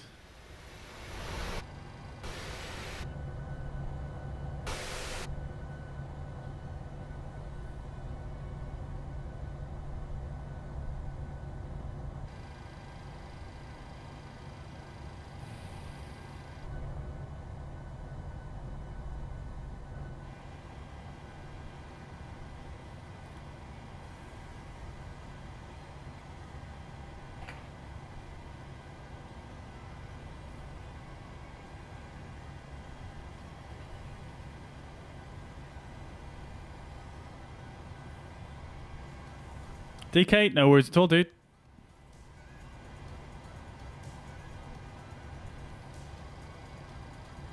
Oh my god, let's start the fuel flow.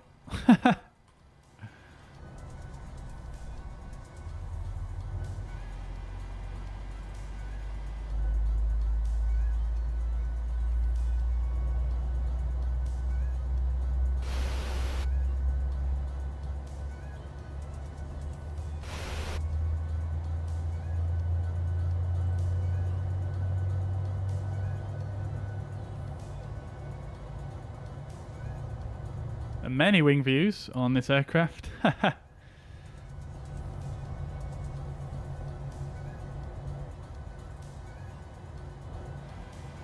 Right then.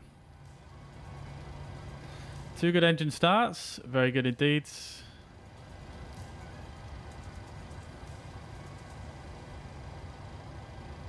More or less. Yep. There we go. We're good. Okay, great stuff. So let's get the packs back to auto. We'll get the APU bleed off and the engine 1 and 2 bleed on. We'll put Gen 1 and 2 on.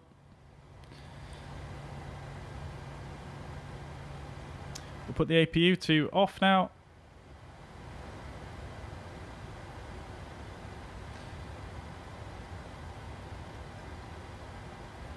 Right, okay then. So, we'll get the engine EFIS off now. Great stuff. Alright, after start checklist. Sorry, before taxi checklist even. So, generators are on, probe heats. Probe heat can come on. This does actually have an auto position, so I don't think you actually have to turn that on. I think it will come on by itself. Anti-ice is not required. Isolation valve is in auto. Engine start switches to continuous. Recall is checked. Auto brake can go to RTO. Engine start levers are in the idle detent. Flight controls are checked.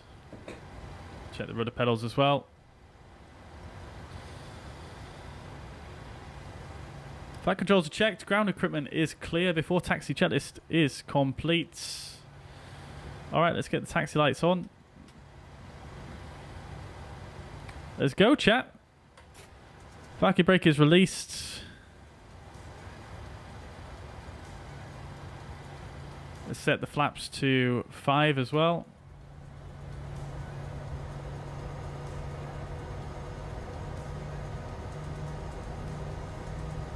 Shuts. Thomas Rask giving you a wave.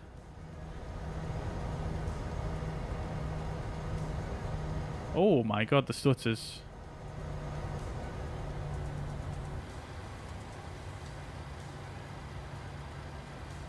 Oh wow.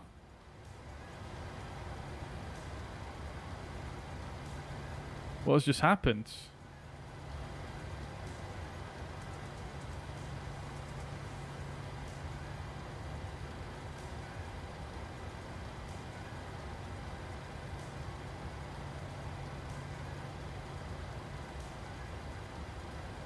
Hello?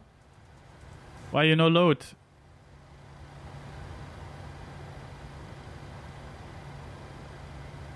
Huh.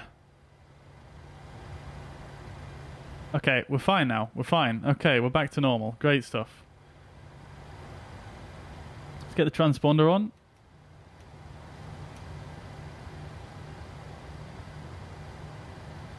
Let's just review the taxi instruction again.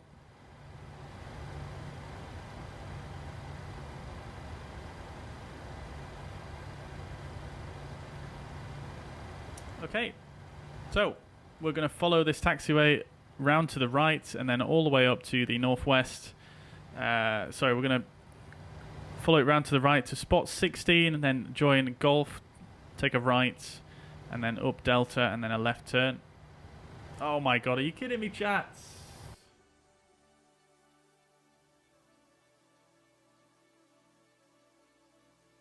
I knew something was going wrong there.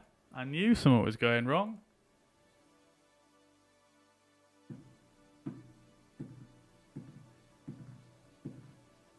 Great.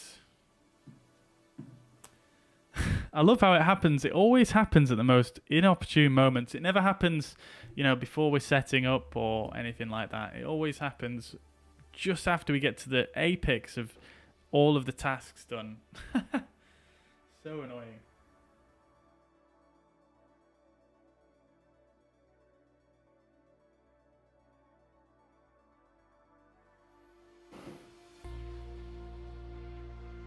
Dear oh dear, chats. Dear oh dear. Well, what we'll do then is we'll just load in at the gates. I have an issue with PMDG 737. I have the Airbus quadrant, and when I go to menu of MSFS and come back to it, my 737 is on toga, and flaps 40 are instantly out. Can you help me? How you fix it? Yes. Let me just bring up that dono again. 1 second.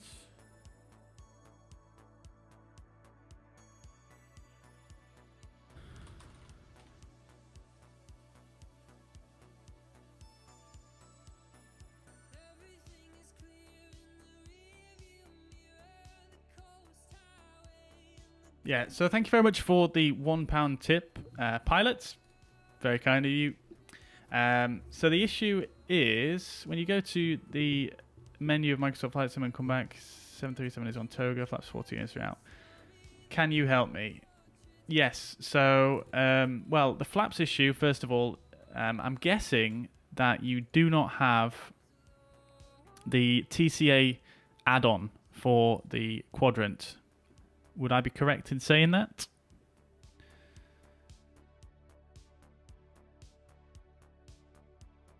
Been getting a lot of CTDs since Sim Update 9. Yeah, I've actually had a couple over the last few days, which is a bit disappointing. I'm really not sure why that one happened as well, because you guys even saw me check my task manager and everything looked fine in terms of the performance of the PC. Patrick says, as far as getting this plane, some planes are more detailed than others. It's part of the whole realism / immersion. Yeah, exactly, Patrick. Exactly. You're going to get it. Lots of useful stuff on YouTube. Yeah, 100%. 100%. There's loads of stuff about 737 on YouTube. Obviously, a very popular plane in a lot of different simulators. So there's so much stuff on there. And, you know, at the end of the day, it is a 737. So a lot of the stuff is perfectly transferable between different sims, regardless of what sim that you see it in. That's how I learned. Anyway, I learned most of the stuff about 737 in X-Plane.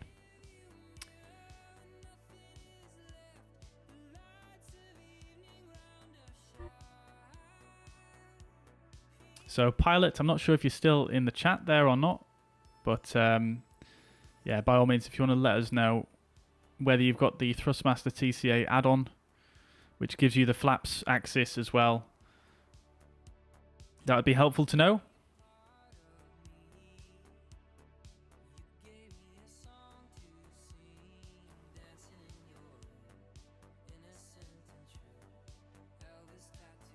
Alright, chat, so we're going to reload the sim here, and what I'll do is I will load in at a gate, and I'll put the aircraft engine started. I have only the throttle, no flaps or speed brake add-on. Please help me, it's a big issue. Okay, yeah, sure. So if you've not got the add-on, by default, you'll probably find in the controls, I'll show you here. So by default, you'll probably find in the controls that if I bring up the default bindings, yeah, you'll probably find the default bindings will look something like this. And if you expand them all and then look down here, you'll probably have the flaps axis and the spoilers axis. They'll probably be bound by default. And because you don't actually have those axes, yeah, I used to have that issue before I got those two axes. Because, yeah, I know exactly what you're talking about. So if you come in here and unbind both of those, that should resolve the flaps issue. And with regards to the actual being in toga, now that's something that is potentially a little bit more difficult to troubleshoot. Just bear with me one moment while I select the gates here.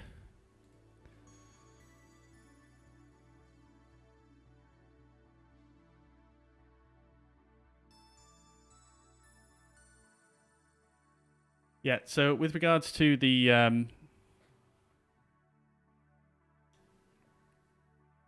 being on toga, now that may be because when you are taking off, you're pushing the throttle levers. You're pushing the throttle levers, if you look on my camera, you're pushing them all the way forwards like that. And that's fine. That's actually what you're supposed to do. But you need to make sure that you've got the auto thrust engaged. Now, I would probably just check if that's disengaged itself, because I've had a few issues with it disengaging itself. So I would just check that first, and then what you can also do is you can also come down into the setup here, go to FS Actions, go to PMDG Setup, Options, Simulation, and if you go to page 2 here, and then put the auto throttle manual override, if you put that to never, like that, that may hopefully give you the result that you're looking for, hopefully. But if you do that, see how you get on, let me know. I'd be happy to try and help again if it doesn't work for you. Right, okay then, let's see if we can pick up where we left off then. So, I'm not sure if self-loading cargo is going to work. Okay, it thinks I've taken off. Let's see how that goes. We'll go to menu, PMDG setup, and we're going to load the... I'm not sure what apron and apron long is, to be quite honest, on these presets.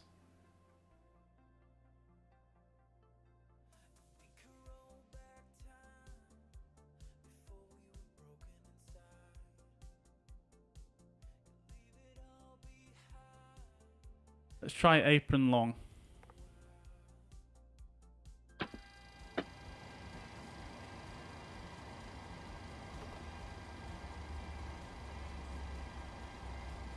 Okay, that's not got the engine started.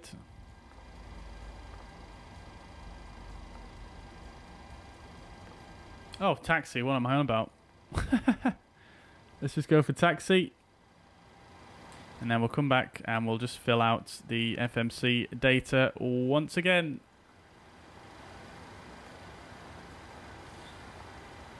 Right, okay, we'll go. Let's see if we can just do it this way instead this time.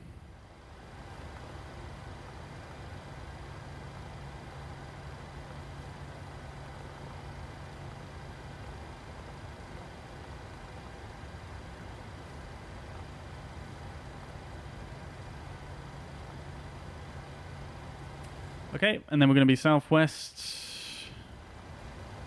1247. Marino, welcome back, dude.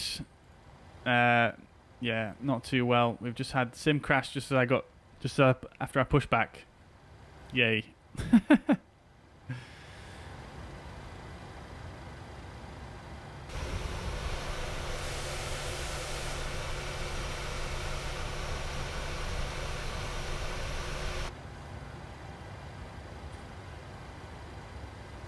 Right, activate, execute, departure, 19er left, radar, 2 sliver transition, arrival, ANAV 15, that's it, execute, legs, everything looks good there, execute, init ref,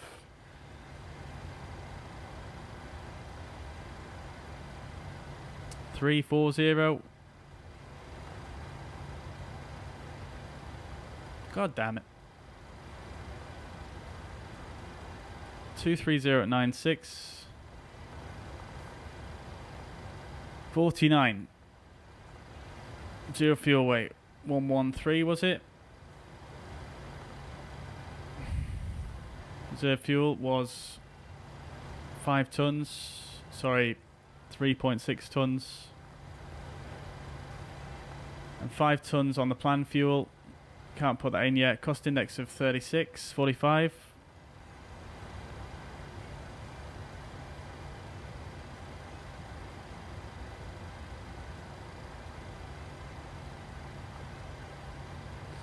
Right, we'll do our loading as well. I forgot I need to do that again.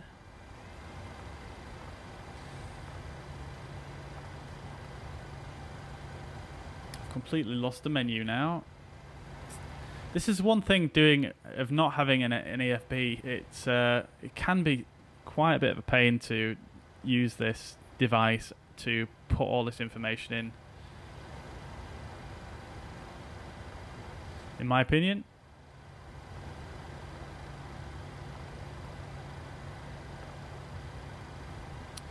Right, okay, great stuff. Oh, I can't put the planned fuel in because the engines are already started, that's fine. We'll go for 40 degrees on the assumed temperature. Takeoff speeds, we'll go flaps 5 and CG of 18.4. V speeds are a bit different actually. It seems to have calculated the gross weight correctly this time. Huh.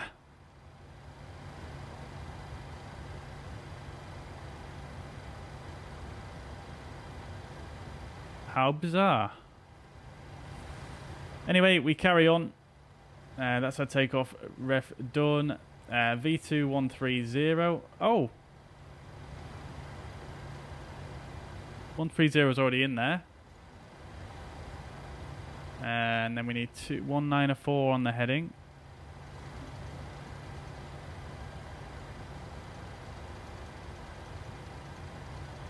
Turn the flight directors on as well.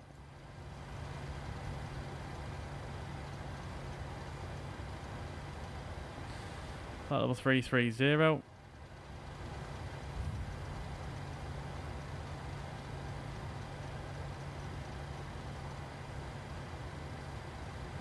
For the cruise, 340 even. We'll come up top, make sure everything is set up here.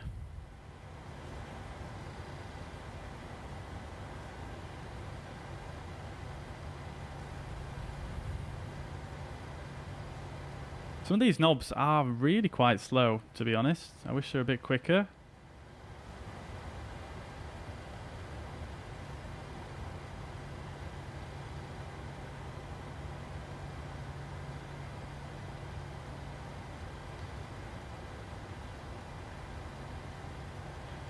Set to 150 in case we need to return to Las Vegas, which we shouldn't need to. Bleeds are set okay. Bring the temperature down a little bit. So we've got a fuel caution.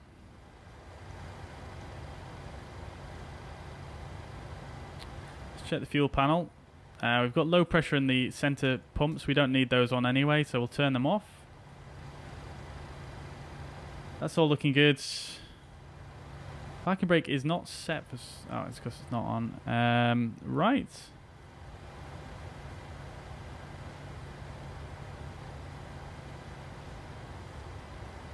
We're ready to go. I'm just going to taxi out of the stand here because I don't really want to wait for the pushback, seeing as though we've already done all that business. I'll tell you what we're going to do is... Obviously, you're not supposed to do this, but this is what we're doing.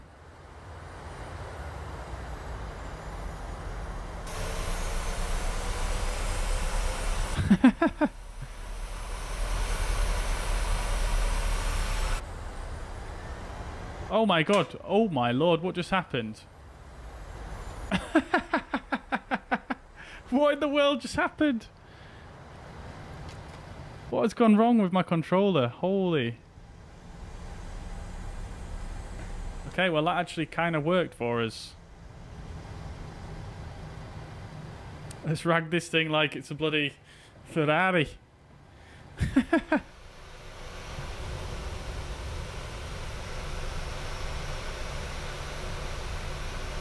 Right then, chats. Okay.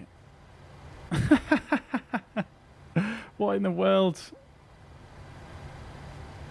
I think I'm on the wrong taxiway now as well.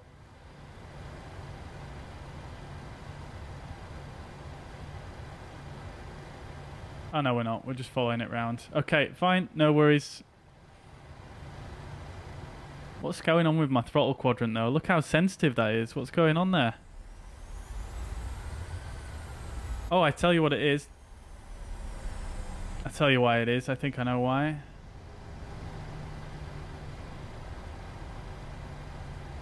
Yeah, I know why it is.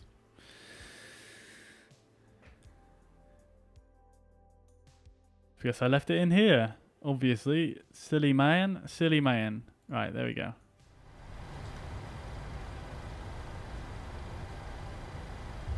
There we go, that's better. Okay. We're on the move.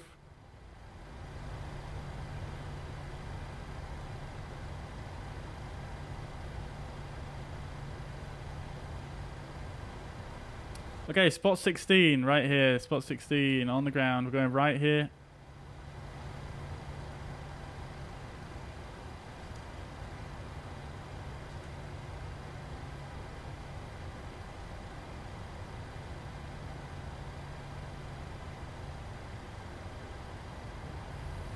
Did we get the taxi lights on? We forgot those.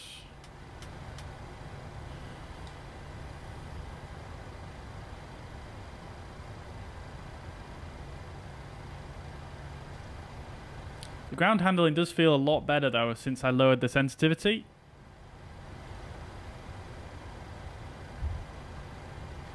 It's funny, it seems to somehow know when you're on the center line as well because it makes these little bumping sounds when you're going over the lights.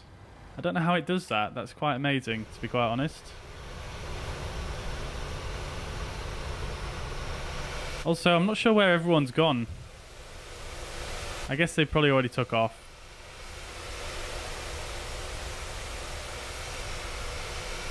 I don't blame you guys.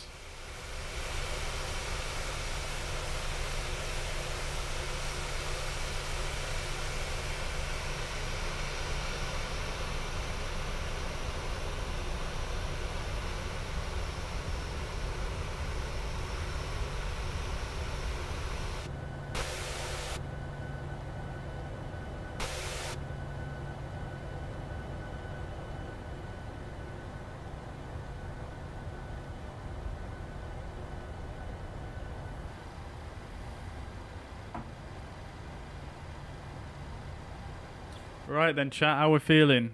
How are we feeling?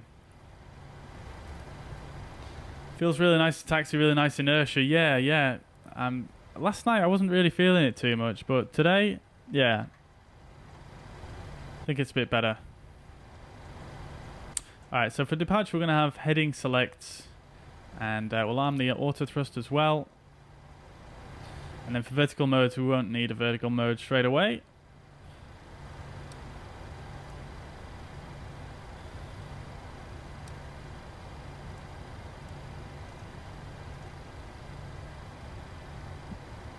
Excuse me.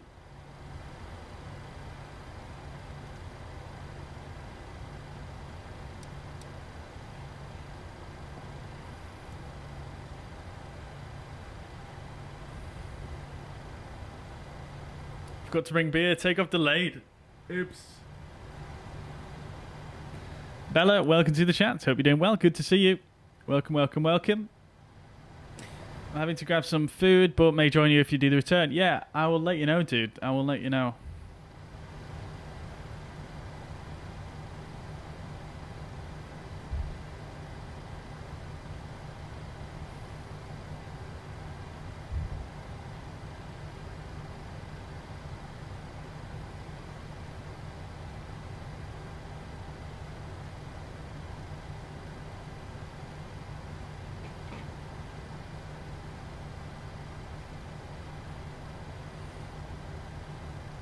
Okay, 19 left at Sierra.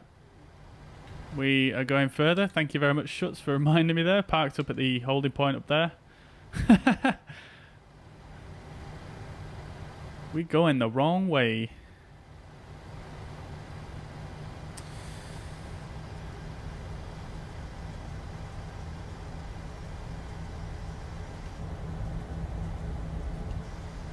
Just make sure flaps 5 is actually set, which it is. We've got a green light there as well. Just going to check my flight controls once again.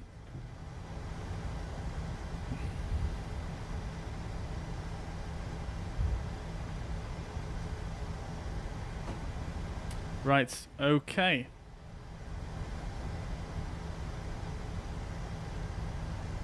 Okay, I don't think we set the trim, did we actually, chat? So trim is 6.15.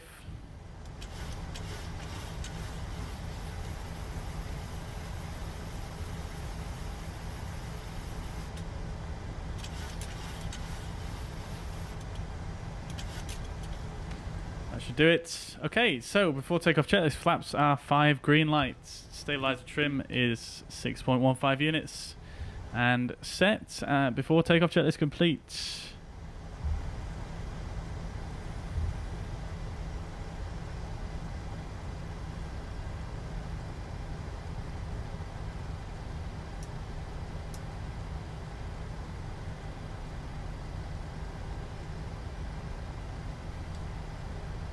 Passengers aren't feeling this too much. Wind is more or less straight down the runway, which is nice to see. We had a horrible crosswind yesterday, didn't we? At Burbank.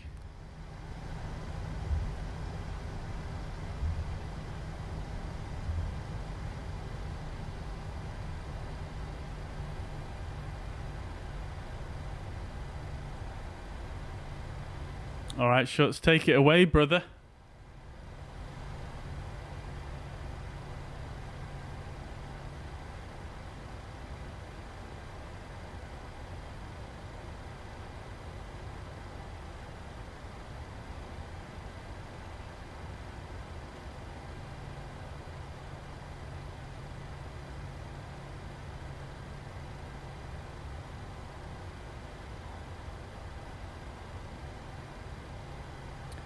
Love to see it. Love to see it. Behind departing company traffic, runway 19 left, fare Delta, line up and wait.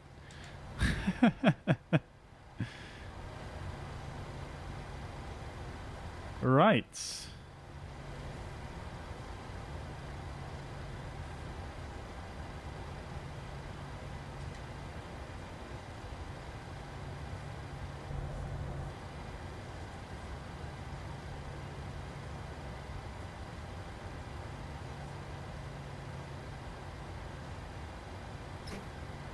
Keybind for the parking brake stopped working because AxisAndOhs has crashed, of course.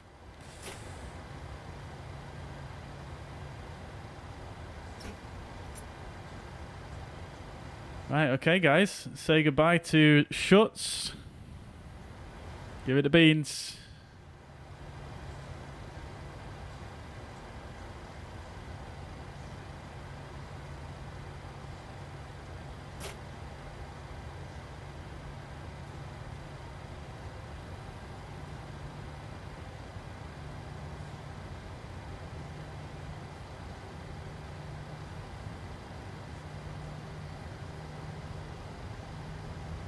Here he goes.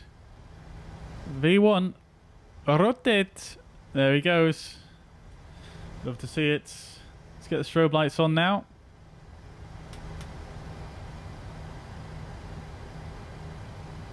We'll turn the landing lights on, but the taxi light off. As we're just going to wait a few seconds for Chris to get underway.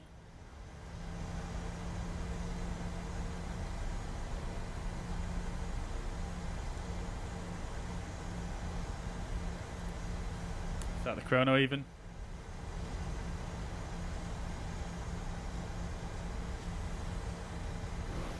Arrival sector is clear.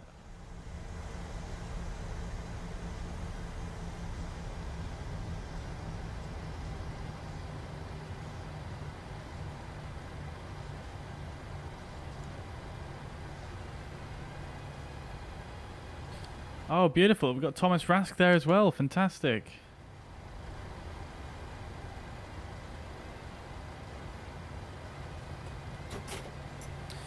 Okay, parking brake is not set. There we go. We didn't set our call sign, did we? On here, 246. 1246 even. So before takeoff checklist is complete. Right then, chats. Let's go. We'll reset the chrono. We'll start the elapsed timer. Start the chrono as well. Crew not yet seated. Get sat down, guys. Turn the taxi light on.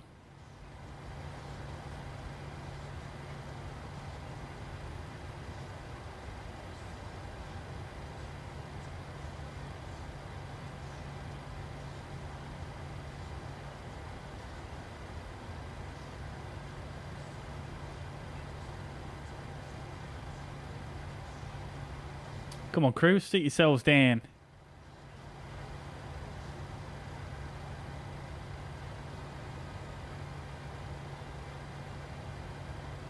Whilst we wait for them, I'm actually going to turn up some of the brightness.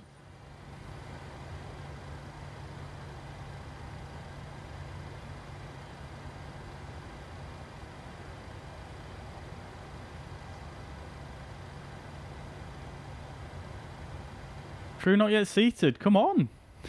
Seriously. There we go. Okay, guys. Thank you. Thank you, thank you, thank you.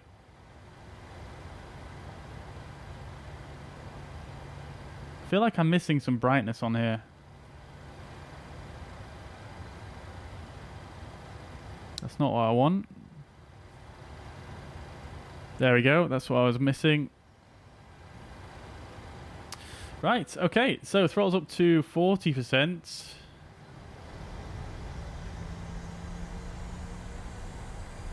And toga. Oh, parking brake.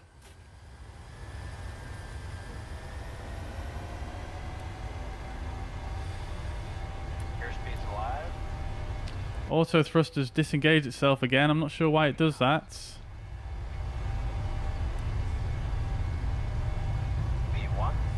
V1 rotates. Positive rate of climb. Gear up.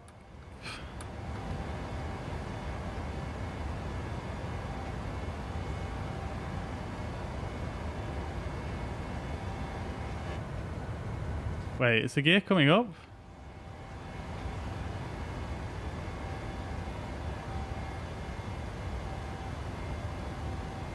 What is going on with the gear? We'll bug up.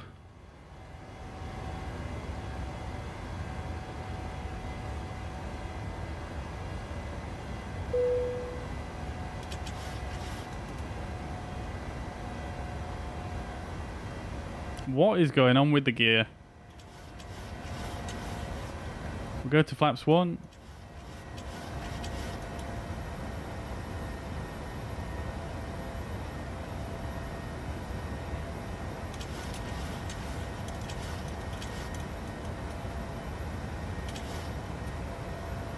VNAV. I'm going to actually lower the nose myself, so we've got a bit of a shallower intercept here.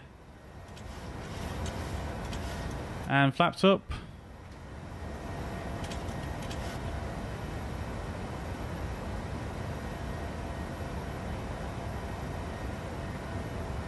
Okay.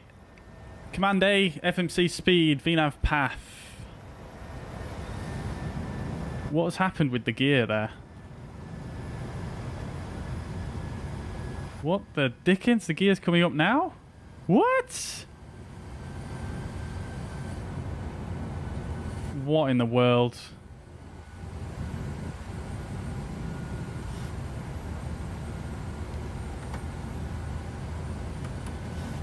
Oh, I know what it is. I know what it is. It's one of my control assignments that I messed up earlier on. Oh dear, oh dear. There it is. Set gear, unassign. It's because I've got that assigned in AxisAndOhs. Yeah, that's my bad. Oh, wow. Okay, no, we're continuing the climb. VNAV speed, N1. Okay, yeah, fine. No worries. So we'll get this off. So you guys may remember from the stream yesterday that I was trying to work out where I was getting this. I was getting this rather strange wind sound that I just couldn't work out yesterday. Unable cruise alt. Let's see how we do.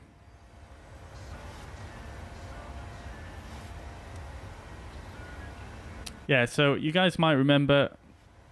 Let's get the lights off now as we're passing through 10,000 feet.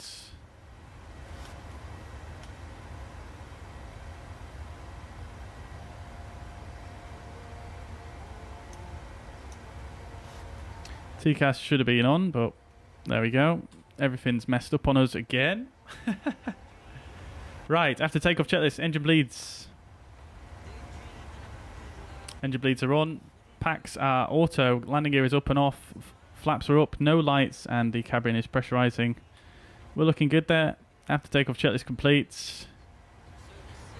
And we're cleared up to a flight level, so we'll set standard. And we're over and out, chat. So, yeah, yesterday you guys may have remembered I was trying to figure out some issue with regards to this wind sound that I was hearing in the flight deck. And I actually worked out what it was. It was something to do with my landing gear assignment for the TCA quadrant. It was very strange, but that's what it was.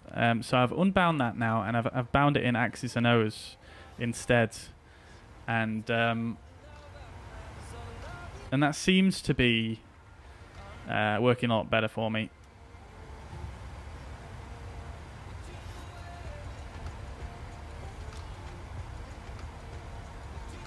So there we go. Not a terrible departure except for the landing gear.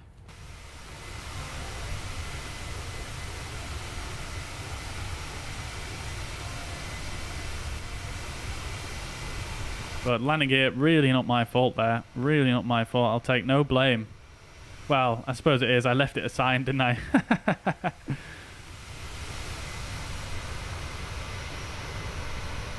But there we go, chat. Look how glorious this plane looks in this sim. It looks so good, doesn't it?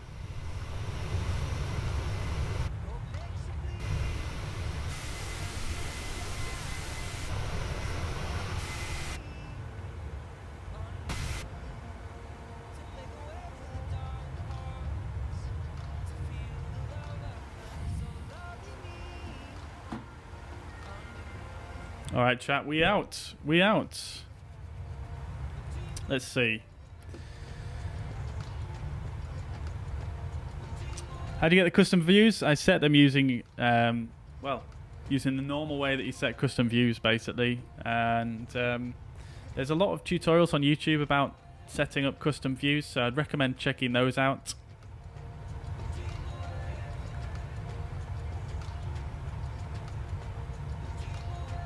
Yeah, if you put into YouTube, set up custom wing view, Microsoft Flight Simulator, there's a few tutorials out there which should be able to help you out. Turn on chrono. Yeah, I think we got the chrono, didn't we? You only have 2 landing lights on your PMDG 737. Yeah, Nick, so it depends on what aircraft you're flying. What is going on with the speeds? That's not right.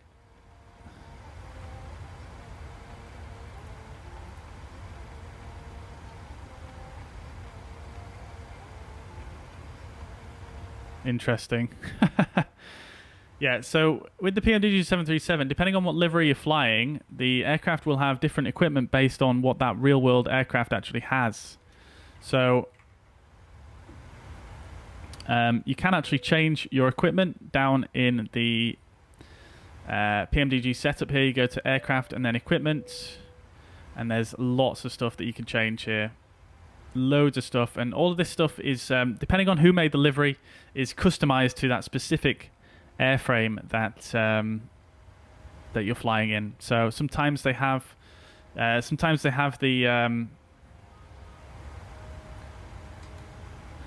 they have the retractable landing lights. Sometimes it only has 2. Sometimes they're LED. Sometimes they're halogen.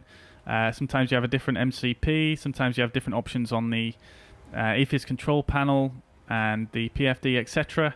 There's so many different options, many different options, and they're all specific to different liveries, but you can actually go through here and change them if you want. So let's see.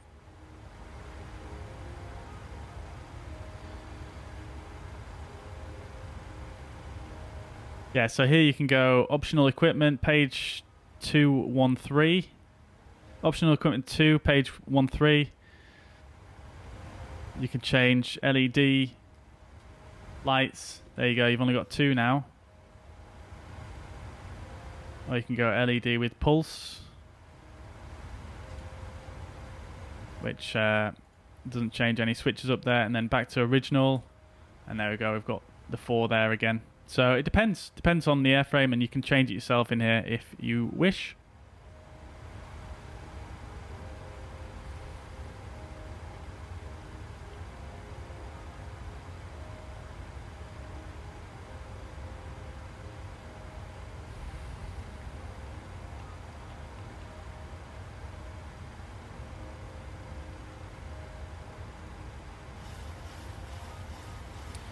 Alright, so how are we doing here then?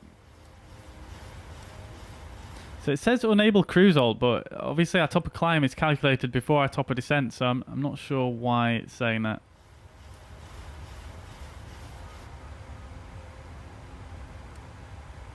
I have to tell you though, guys, I am getting absolutely buttery frame rate right now. So nice. Look at that.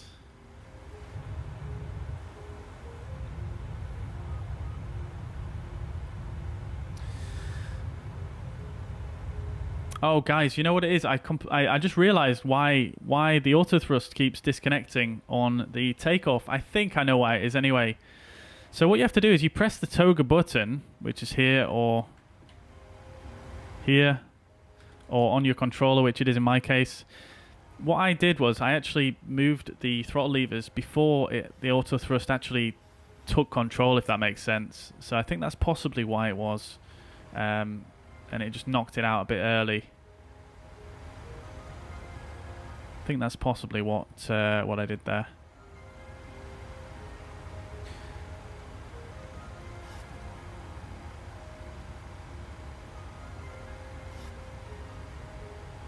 I do love this aircraft though in Microsoft Flight Simulator. It is pretty goddamn stunning. I can't lie. I can't lie. Oh, okay.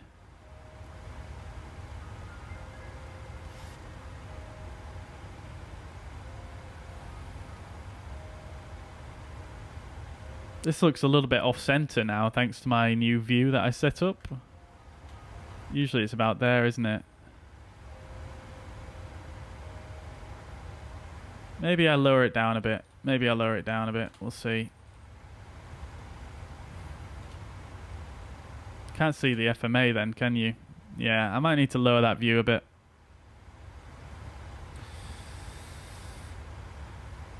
Right. Okay then. So...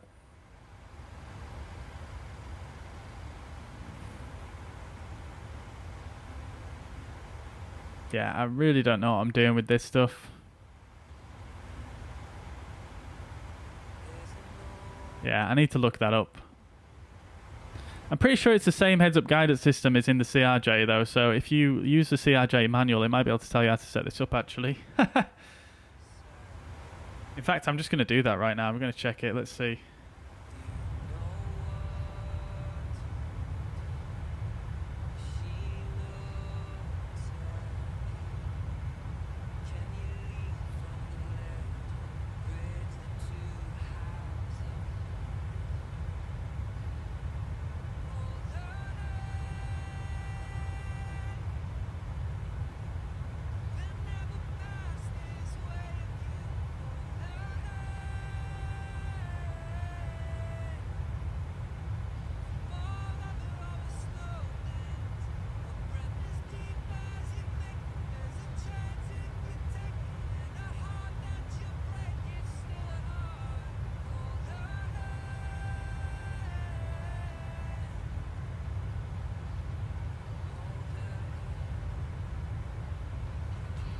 Alright, so here we go, chat. So PRI is primary mode, available for all phases of flight from takeoff to landing. Symbology adapts to current flight phase, takeoff on route approach. So that's kind of probably what you want it in, really. You can have takeoff mode, which we can't have, by the looks of things. We can have... what's this one? Mode A3, which is for Cat 3 landing, Cat 3 minimum.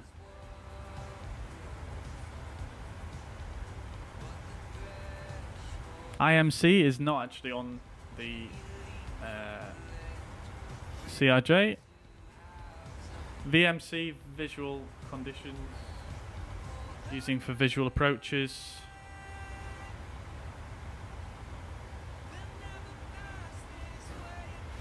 Let's see what... ooh. Let's see what it actually looks like with that mode on. Okay, so it's very bare bones. Very bare bones. Oh, we've come off the LNAV path for whatever reason.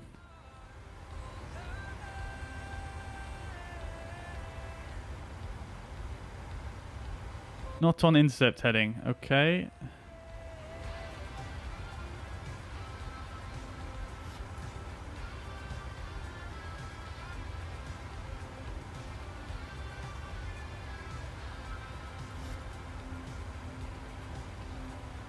There we go. Okay. LNAV recaptured. Interesting. Alright, so, yeah. This is VMC mode. Very, very bare bones there. Not much to see. And then we've got primary, back to primary. And then this standby is your standby mode, basically.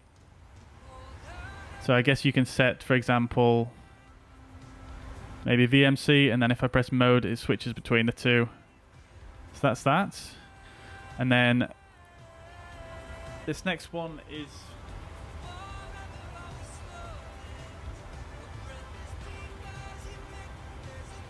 runway touchdown zone elevation. EL is touchdown zone elevation. So let's put that in for runway 15 at Burbank.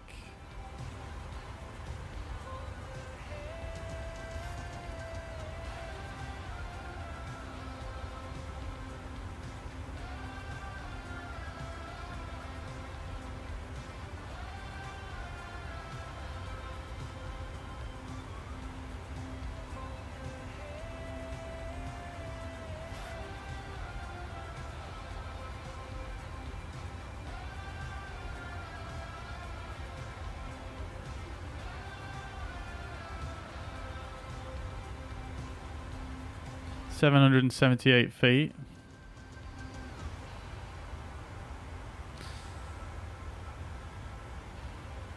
LM.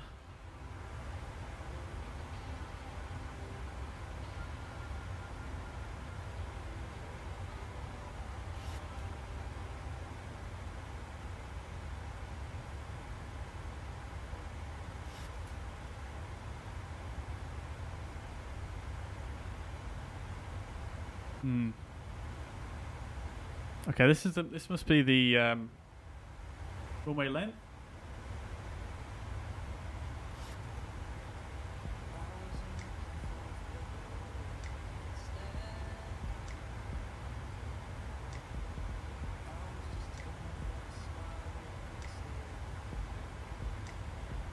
So 6886.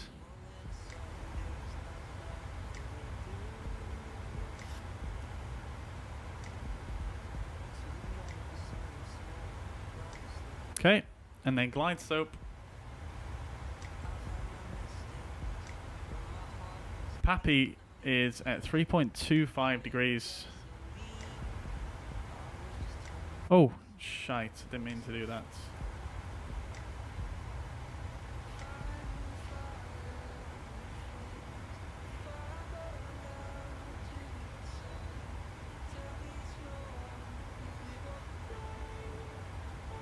And then glide slope. Wait, what?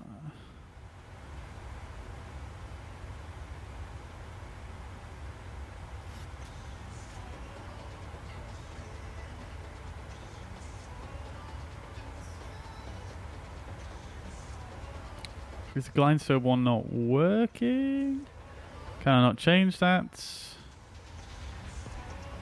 Oh, now I can. 3, 2, 5. Enter. What does test do if I press test? Not much. Okay, fine, no worries. Yeah, I could do with probably fixing this view a little bit because that is a bit too high to see what's going on there. Oopsie daisies.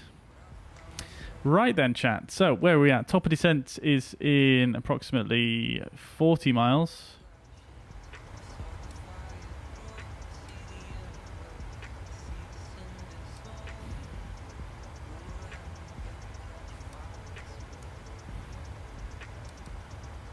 Let's just step through our flight plan here because I'm a bit intrigued to see what's going on down here.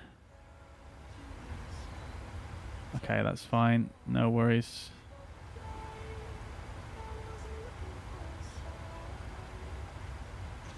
Yeah, so we're going to be on a direct straight in towards the RNAV approach. Fine. No problems. Okay, cool. So I'm going to reset the MCP altitude now so that I can brief you guys and not have to worry about missing the top of descent.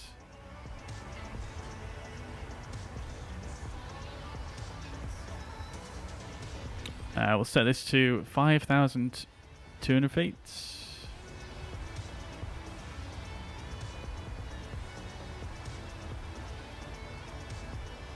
And we'll also set our landing elevation whilst we're here.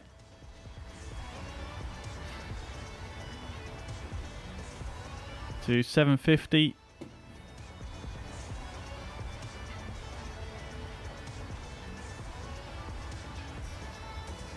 I feel like we're missing a bit of brightness up here, but I have turned it up. Maybe it's because it's so bright.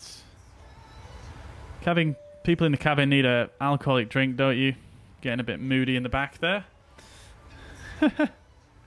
Right, let's catch up with some of the chat messages. I've had some lineup and weight issues flying out of Boston. It wouldn't let me go until I actually pulled onto the runway, and then the flight sim ATC let me go.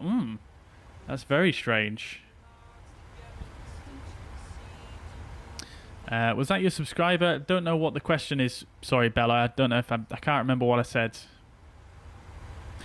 Biggles, welcome to the chat. Hope you're doing well. Welcome, welcome, welcome. Good to see you again.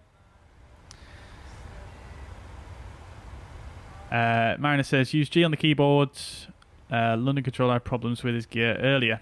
Yeah, so I have actually fixed it now. It's just I was messing around with the controls just before the stream, and I forgot to undo what I did as part of the test.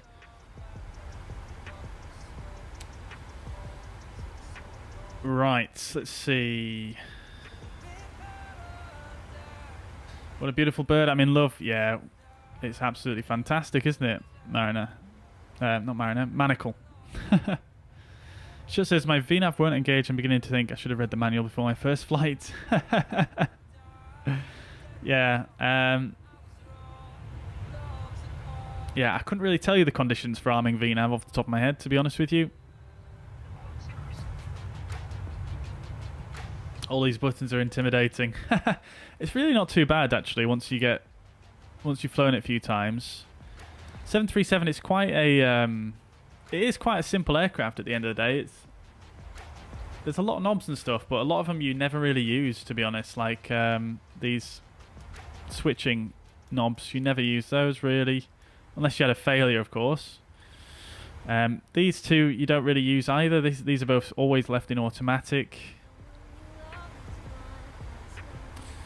You don't really use these either. These are just warning lights. You can press them to extinguish them. That's about it, really. Your MCP and your EFIS control panels, they're pretty much like any other aircraft.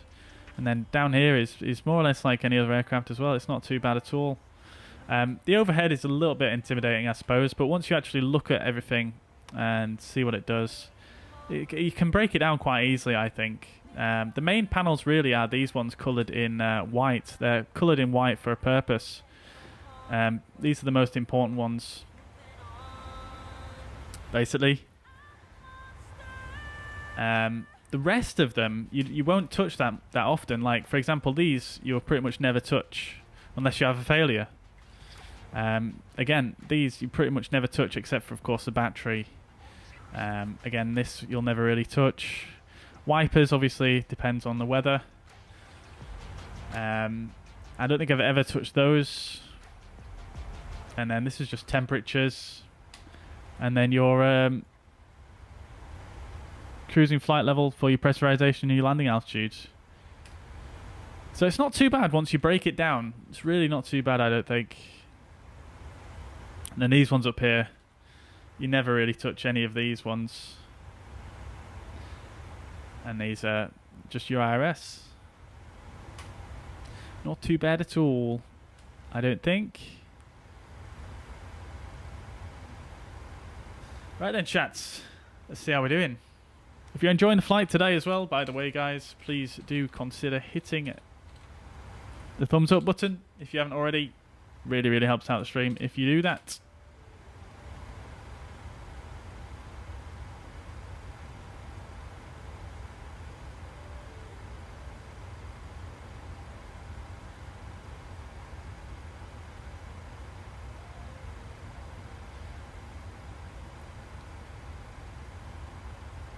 Oh, you have already.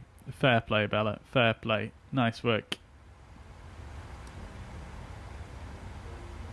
Right, let's do the briefing then. We are coming up to our top of descent, but that should start descending on its own. So we'll go ahead and do the briefing now. Bring up SimToolkitPro. Okay then, so we're not actually going to do a start into Burbank. It wasn't on the flight plan, and we're just going direct. So we're just running with that for now, just keeping things simple. We've had a bit of a mess about so far in the stream, so I do want to just chill a bit for now. So we're going to do the, or we've set up for the RNAV Alpha. Excuse me. In fact, is that what we have set up for? Yeah, we set up for the RNAV Alpha. This is for all runways, and this is a 12-2 at Bob Hope, Kilo Bravo, Uniform Romeo. This is an RNAV approach, and final approach course is 124 degrees. Airport elevation 778 feet, and the MSA is 10,200 feet. Quite high. Transition flight level 180. Circling 26 is not authorized at night, not relevant. Neither is that. Neither is that. That's not relevant to us at all. So we're basically flying inbound to Sezca here, and then once arriving at Sezca, we're going to go on the 124 track down to Sumski and then Igaxi, starting at 5,200 feet, coming down to 4,100 feet, and then down to land. Basically, we want to be at our minimums at Igaxi, which is going to be 2,240 feet for this approach, which I'm actually going to go ahead and set in the background whilst we're here.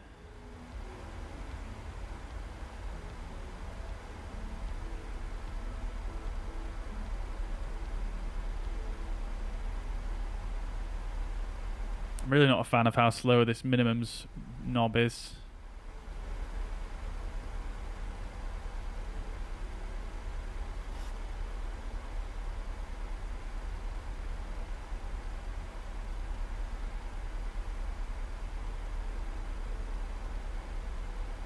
Come on.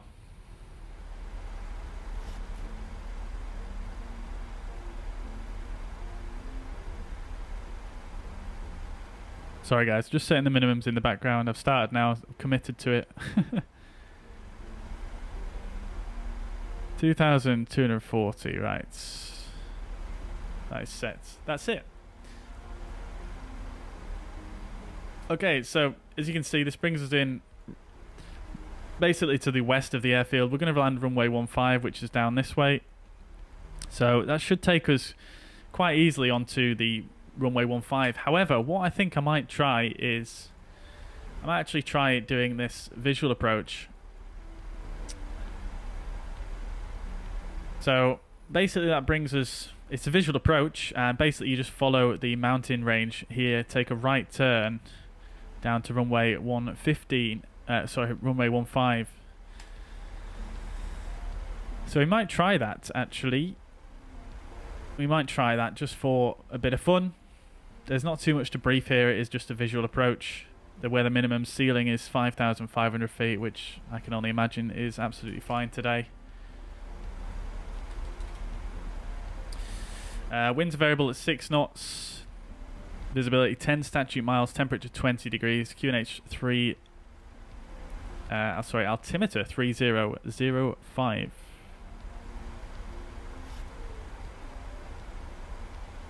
Okay, yeah, so we're actually looking very good for the visual, so we might just do that actually.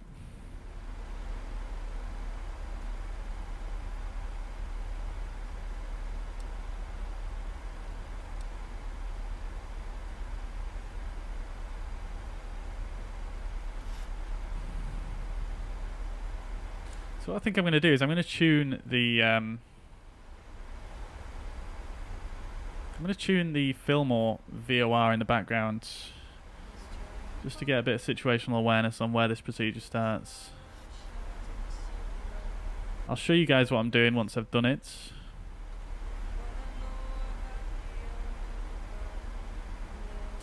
Right, and then once we get to the airfield, it's runway 15. We'll just do like auto brake 1 maybe, so that we can roll all the way down to the terminal area here, and we'll taxi on down to the terminal. It's very straightforward taxi coming into Burbank, very small airport.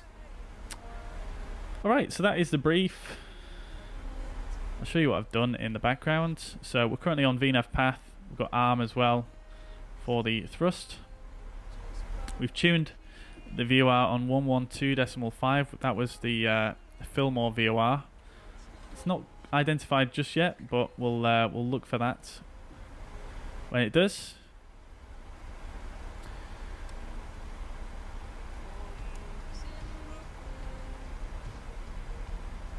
It's funny, I think it should be more or less up here. I'm not seeing it at all.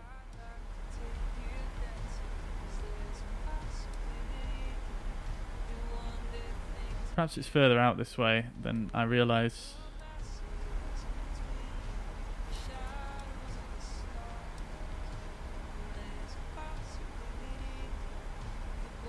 Interesting. We'll put the Van Nuys VOR in as well. Probably butchering the pronunciation on that one.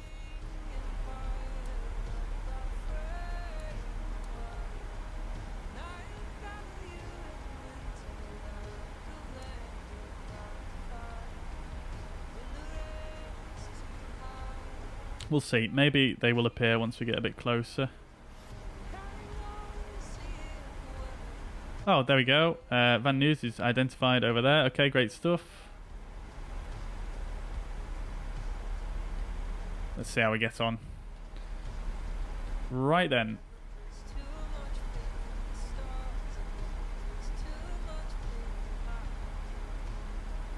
So the airfield itself is basically somewhere on the other side of these mountains.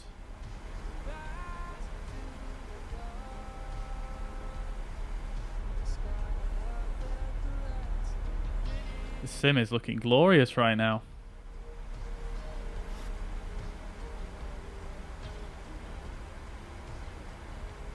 Still not identified the Fillmore VOR.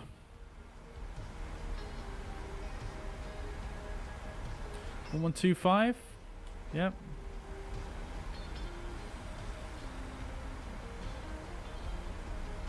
Okay, let's do our descent checklist anyway. We'll also put our altimeter to local as we're going below flight level 180. So descent checklist. Pressurization, landing altitude is set to 750. Recall is checked. Auto brake will set to 1 for this landing. In fact, I'll set 2 because I probably will float it, let's face it. Landing data we haven't done, so we'll come in here. Approach ref. Let's go for a flaps 30 because there's not much in it between flaps 30 and flaps 40. We'll go for flaps 30 for a bit more controllability. Why not? And then minimums are set to 2240. And approach briefing is completed. Descent checklist complete. And approach checklist. Altimeters are set 3005. And the course is not required. ILS and VOR ADF is also not required. We're using a RNAV or visual approach for this one.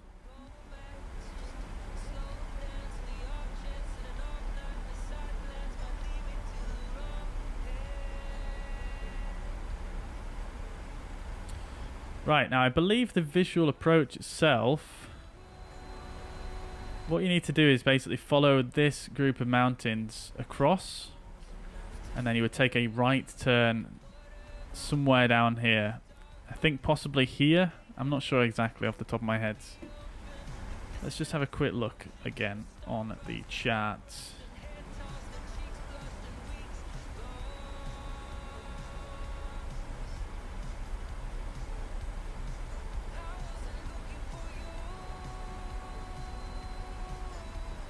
Yeah, so you've got the San Gabriel Mountains. Can I bring this up in the sim for you guys?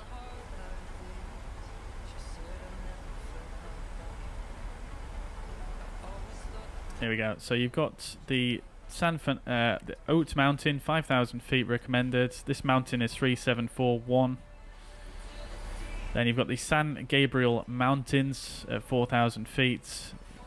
We want to be coming to the right of those, and then at 3,000 feet turning final for runway 15. And then this area is the San Fernando Reservoir.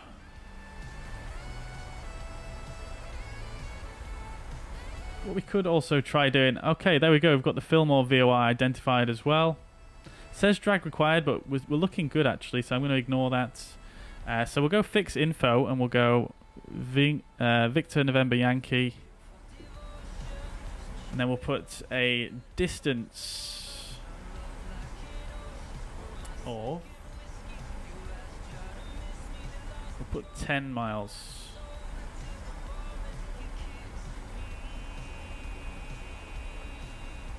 Okay. Invalid entry, apparently.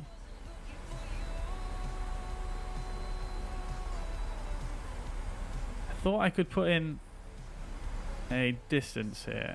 Okay, maybe we go just...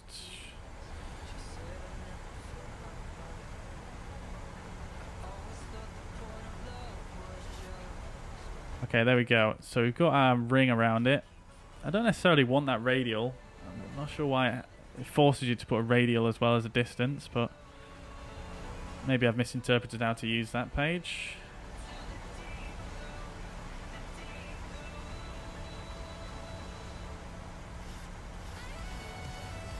Right, so our Fillmore VOR is straight ahead there.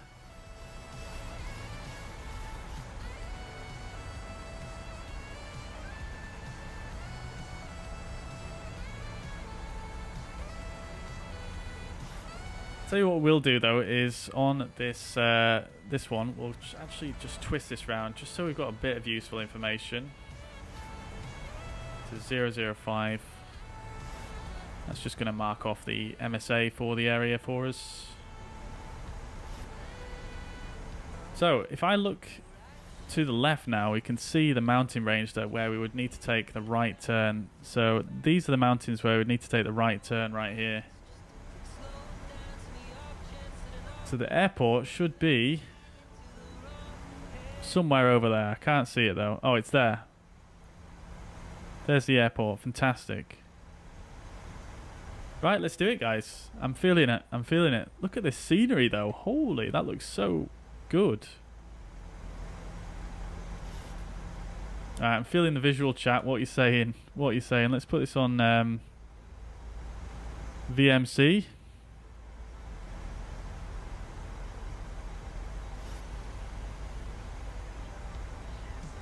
I'm going to turn the hood up a bit. We're going to use the hood, I think.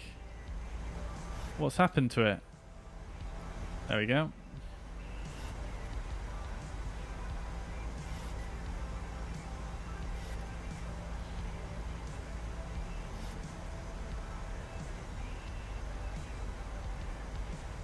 Right, we are below 10,000 now, so let's get our lights on.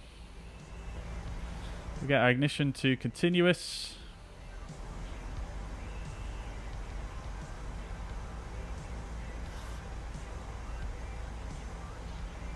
And we've got 5,200 set, that's fine. So we'll set it down a little bit further to 5,000. We'll press altitude intervention. Which doesn't seem to work. Not sure why, so what we'll do is we'll just clear out the altitude here and execute. So it's not going to levels off at 5,200, that's not a problem. Right, and then we're going to take a left turn to 080 degrees. And we'll start off on initially on heading mode, I think. So I've got another mountain on our left here.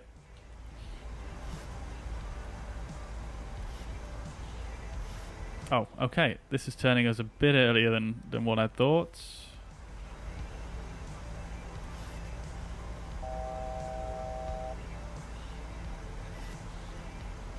Right, okay, so we're actually going to overfly this mountain that we need to go from.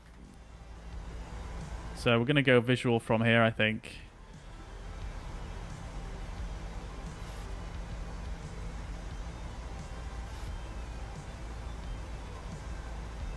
Let's go to heading select.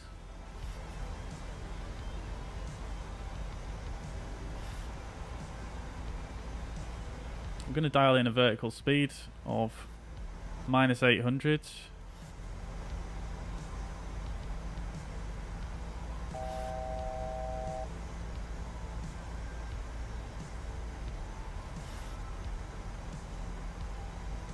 Let's go bring the speed down now to the up speeds.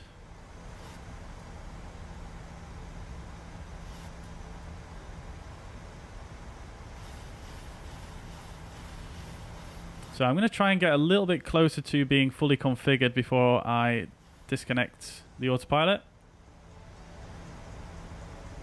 Let's get a bit of speed brake out now.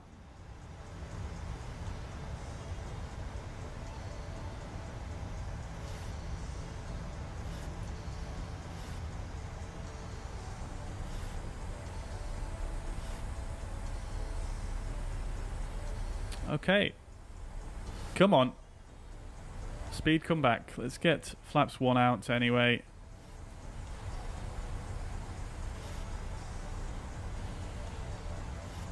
Caution, terrain. Caution, terrain. Caution, terrain. Wow, okay, we're very late at getting from configured here. I'm going to chuck the gear down. Terrain. Get a bit more drag out. We are looking good on the profile though. We're a little bit high if anything.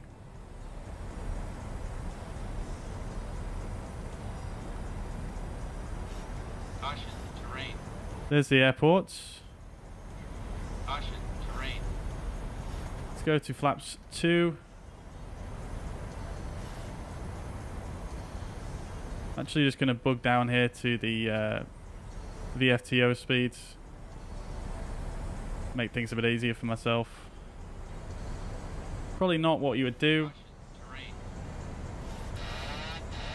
Let's disconnect. Terrain. Get the flight directors off. Caution, terrain. Caution, terrain. Caution, terrain.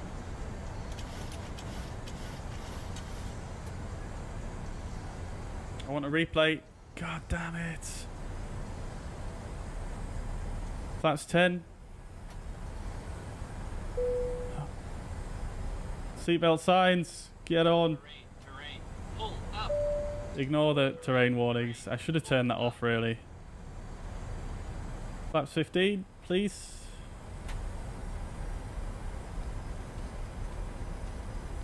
And we're going to bug the final approach speed of 128.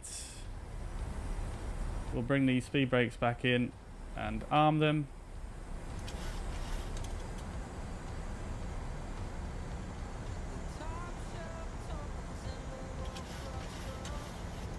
We're not doing too badly here. You can see the runways in front of us there, but we are far off centre line.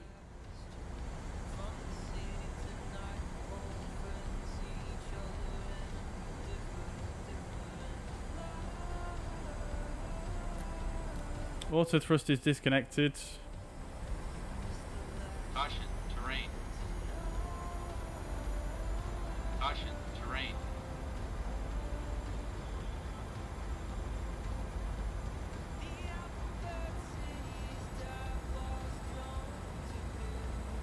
Oh my lord.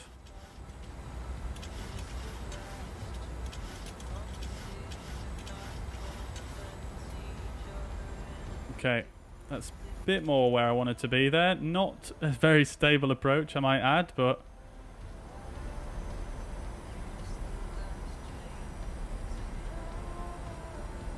we've not even got flaps 30 out yet, have we, chat? There we go, that's flaps 30 coming out. No wonder that thrust added so much power there so easily.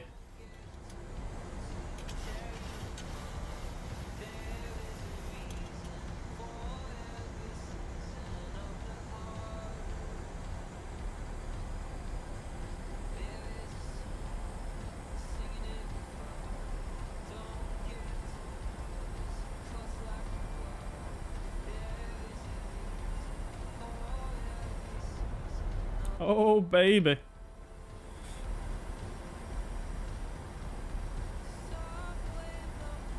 Let's see if we can get a bit more onto that centre line. We've got no wind. We've got no excuse for not doing a good landing here.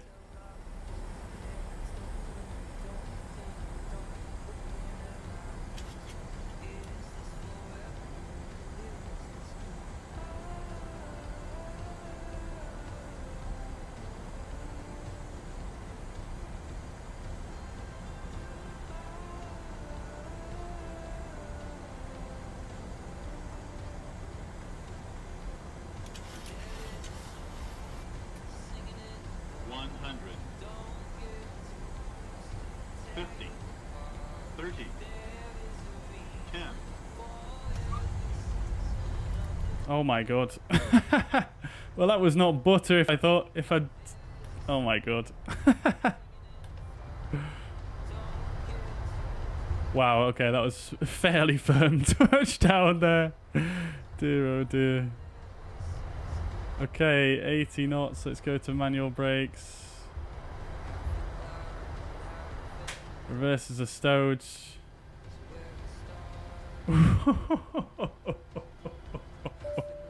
I didn't want to float. I didn't want to float, chat.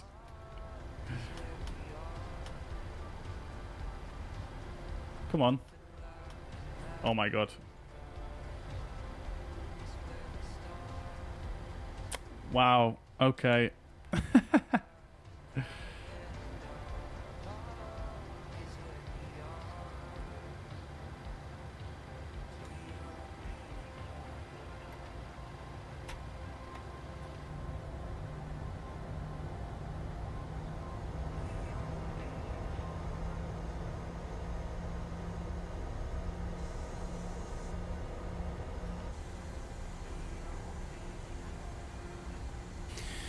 Right then. Landing lights, we can finally get them off. Strobe light we'll leave on for now. Continuous ignition will turn off. And we'll actually leave the... We'll leave everything as it is actually. I think what I'm going to do is I'm actually going to get all the way to stand and just do the replay.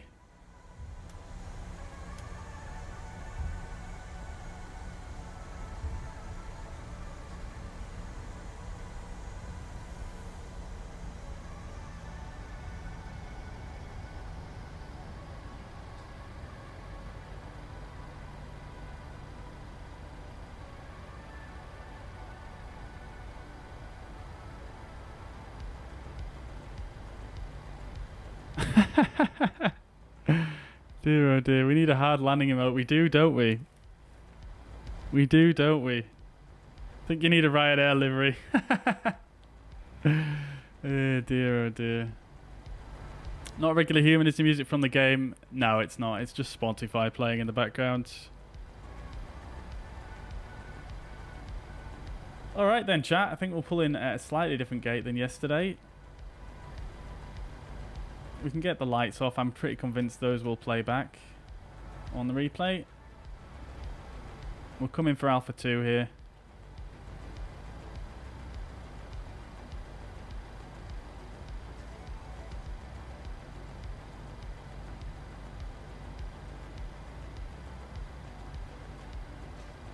Yeah, it does feel quite nice to taxi this thing, I do have to say.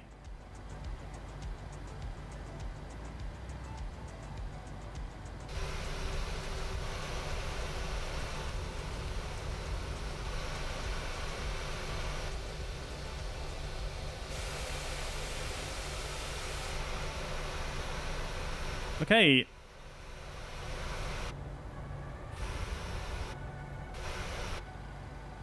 Parking brake set.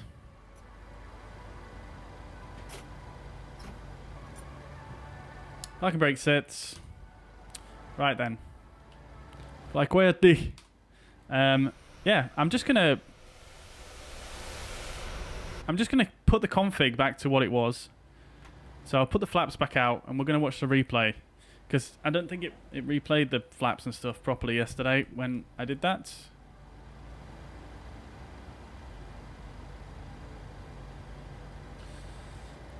Nevertheless, I'm going to end the flight on SimToolkitPro.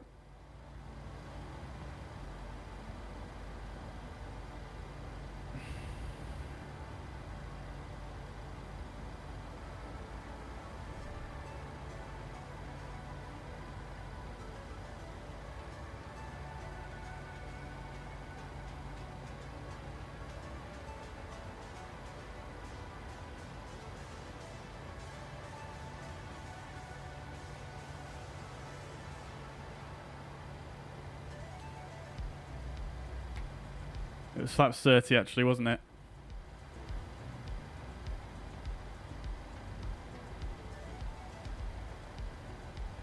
Lift laps.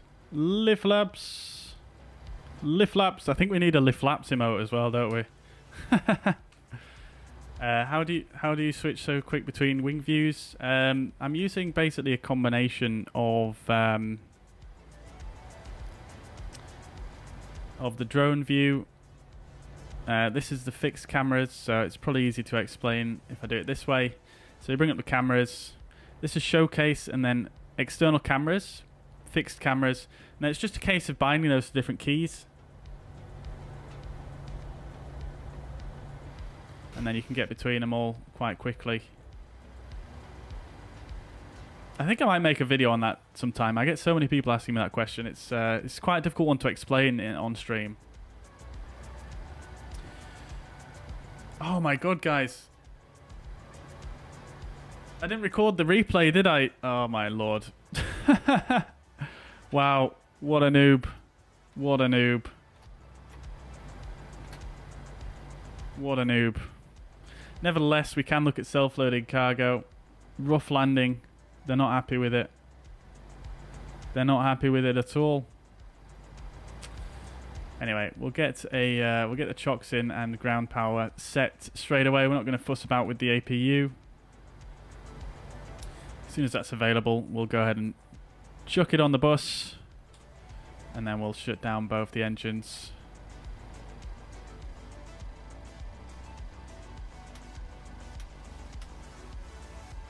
Sorry about that, guys.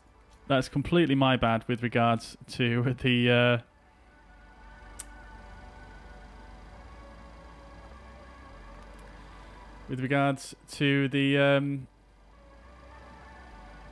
replay there, so I do apologise. We'll have a look at the landing report on SimToolkit nevertheless.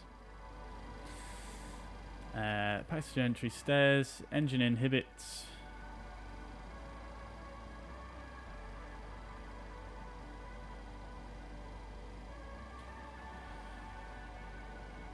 Have I missed something?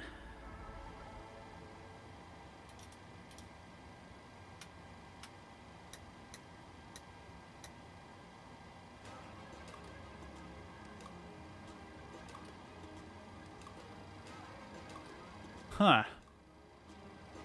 Oh, there we go.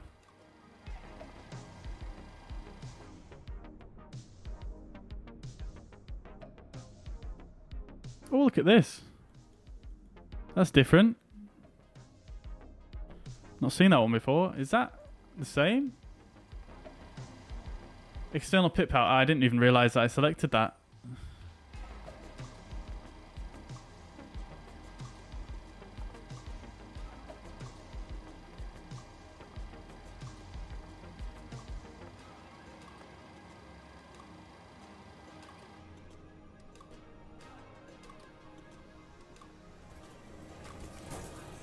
Okay, it won't detect the doors being open.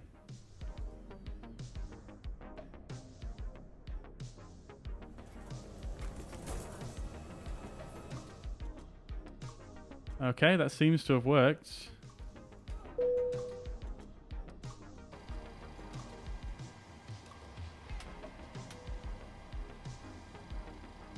Right then. Lovely stuff. Get the passengers deboarded. Get off. In fact, can we do stairs at the front as well? Why not? Let's be kind.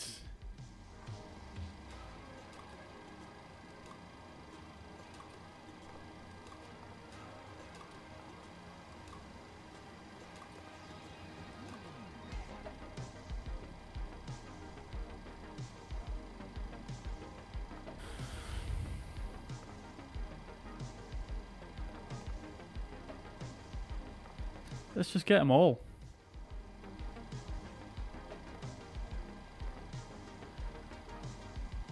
Deplaning, it won't let me deplane.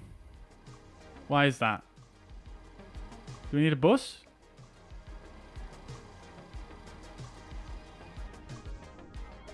You wouldn't have a bus at an airport like this, would you? You just walk straight into the terminal, right? Hey, we've got a bus. PMDG branded bus as well. It's going to park right in the middle of those carts, isn't it? Nice. Check out the saxophone, though. Serious.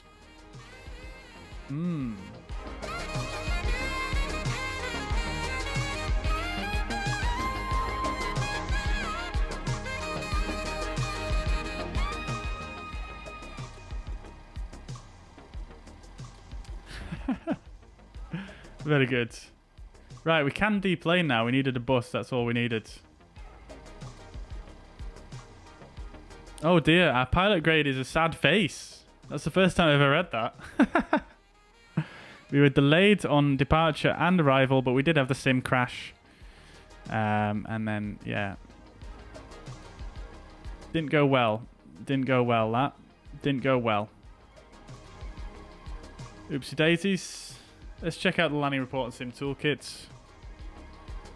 So, minus 530 feet per minute, but nevertheless, only 1.1 G. Only 1.1 G, so not too bad at all. 129 knots. And we touched down way before the 1,000-foot marker, so we definitely could have flared a bit longer. I would have loved to see a replay of that, actually, to be quite honest. But it wasn't the greatest approach, let's face it. I didn't really manage my descent that well coming through this turn here. So, yeah, I'm not going to lie. You know, it wasn't the greatest approach, so I'm not surprised it was 530 feet per minute. But nevertheless, it's my second flight. Give me a break. We'll do better next time. Let's see, what time is it?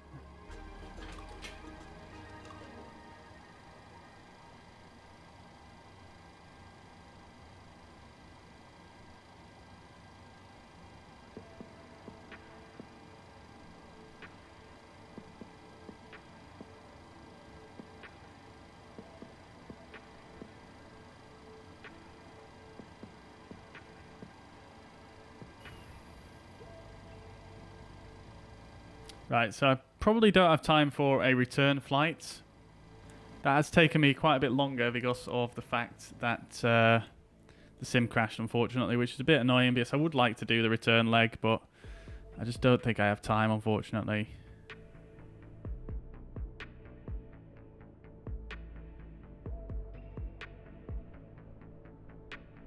This is a fantastic airport scenery, though, I do have to say, and they are actually going to be updating it fairly soon with a newer, updated, more modern version with better textures and stuff, so really looking forward to that coming out as well. I think this is probably going to be one of my favourite routes to fly, to be quite honest, in the 737.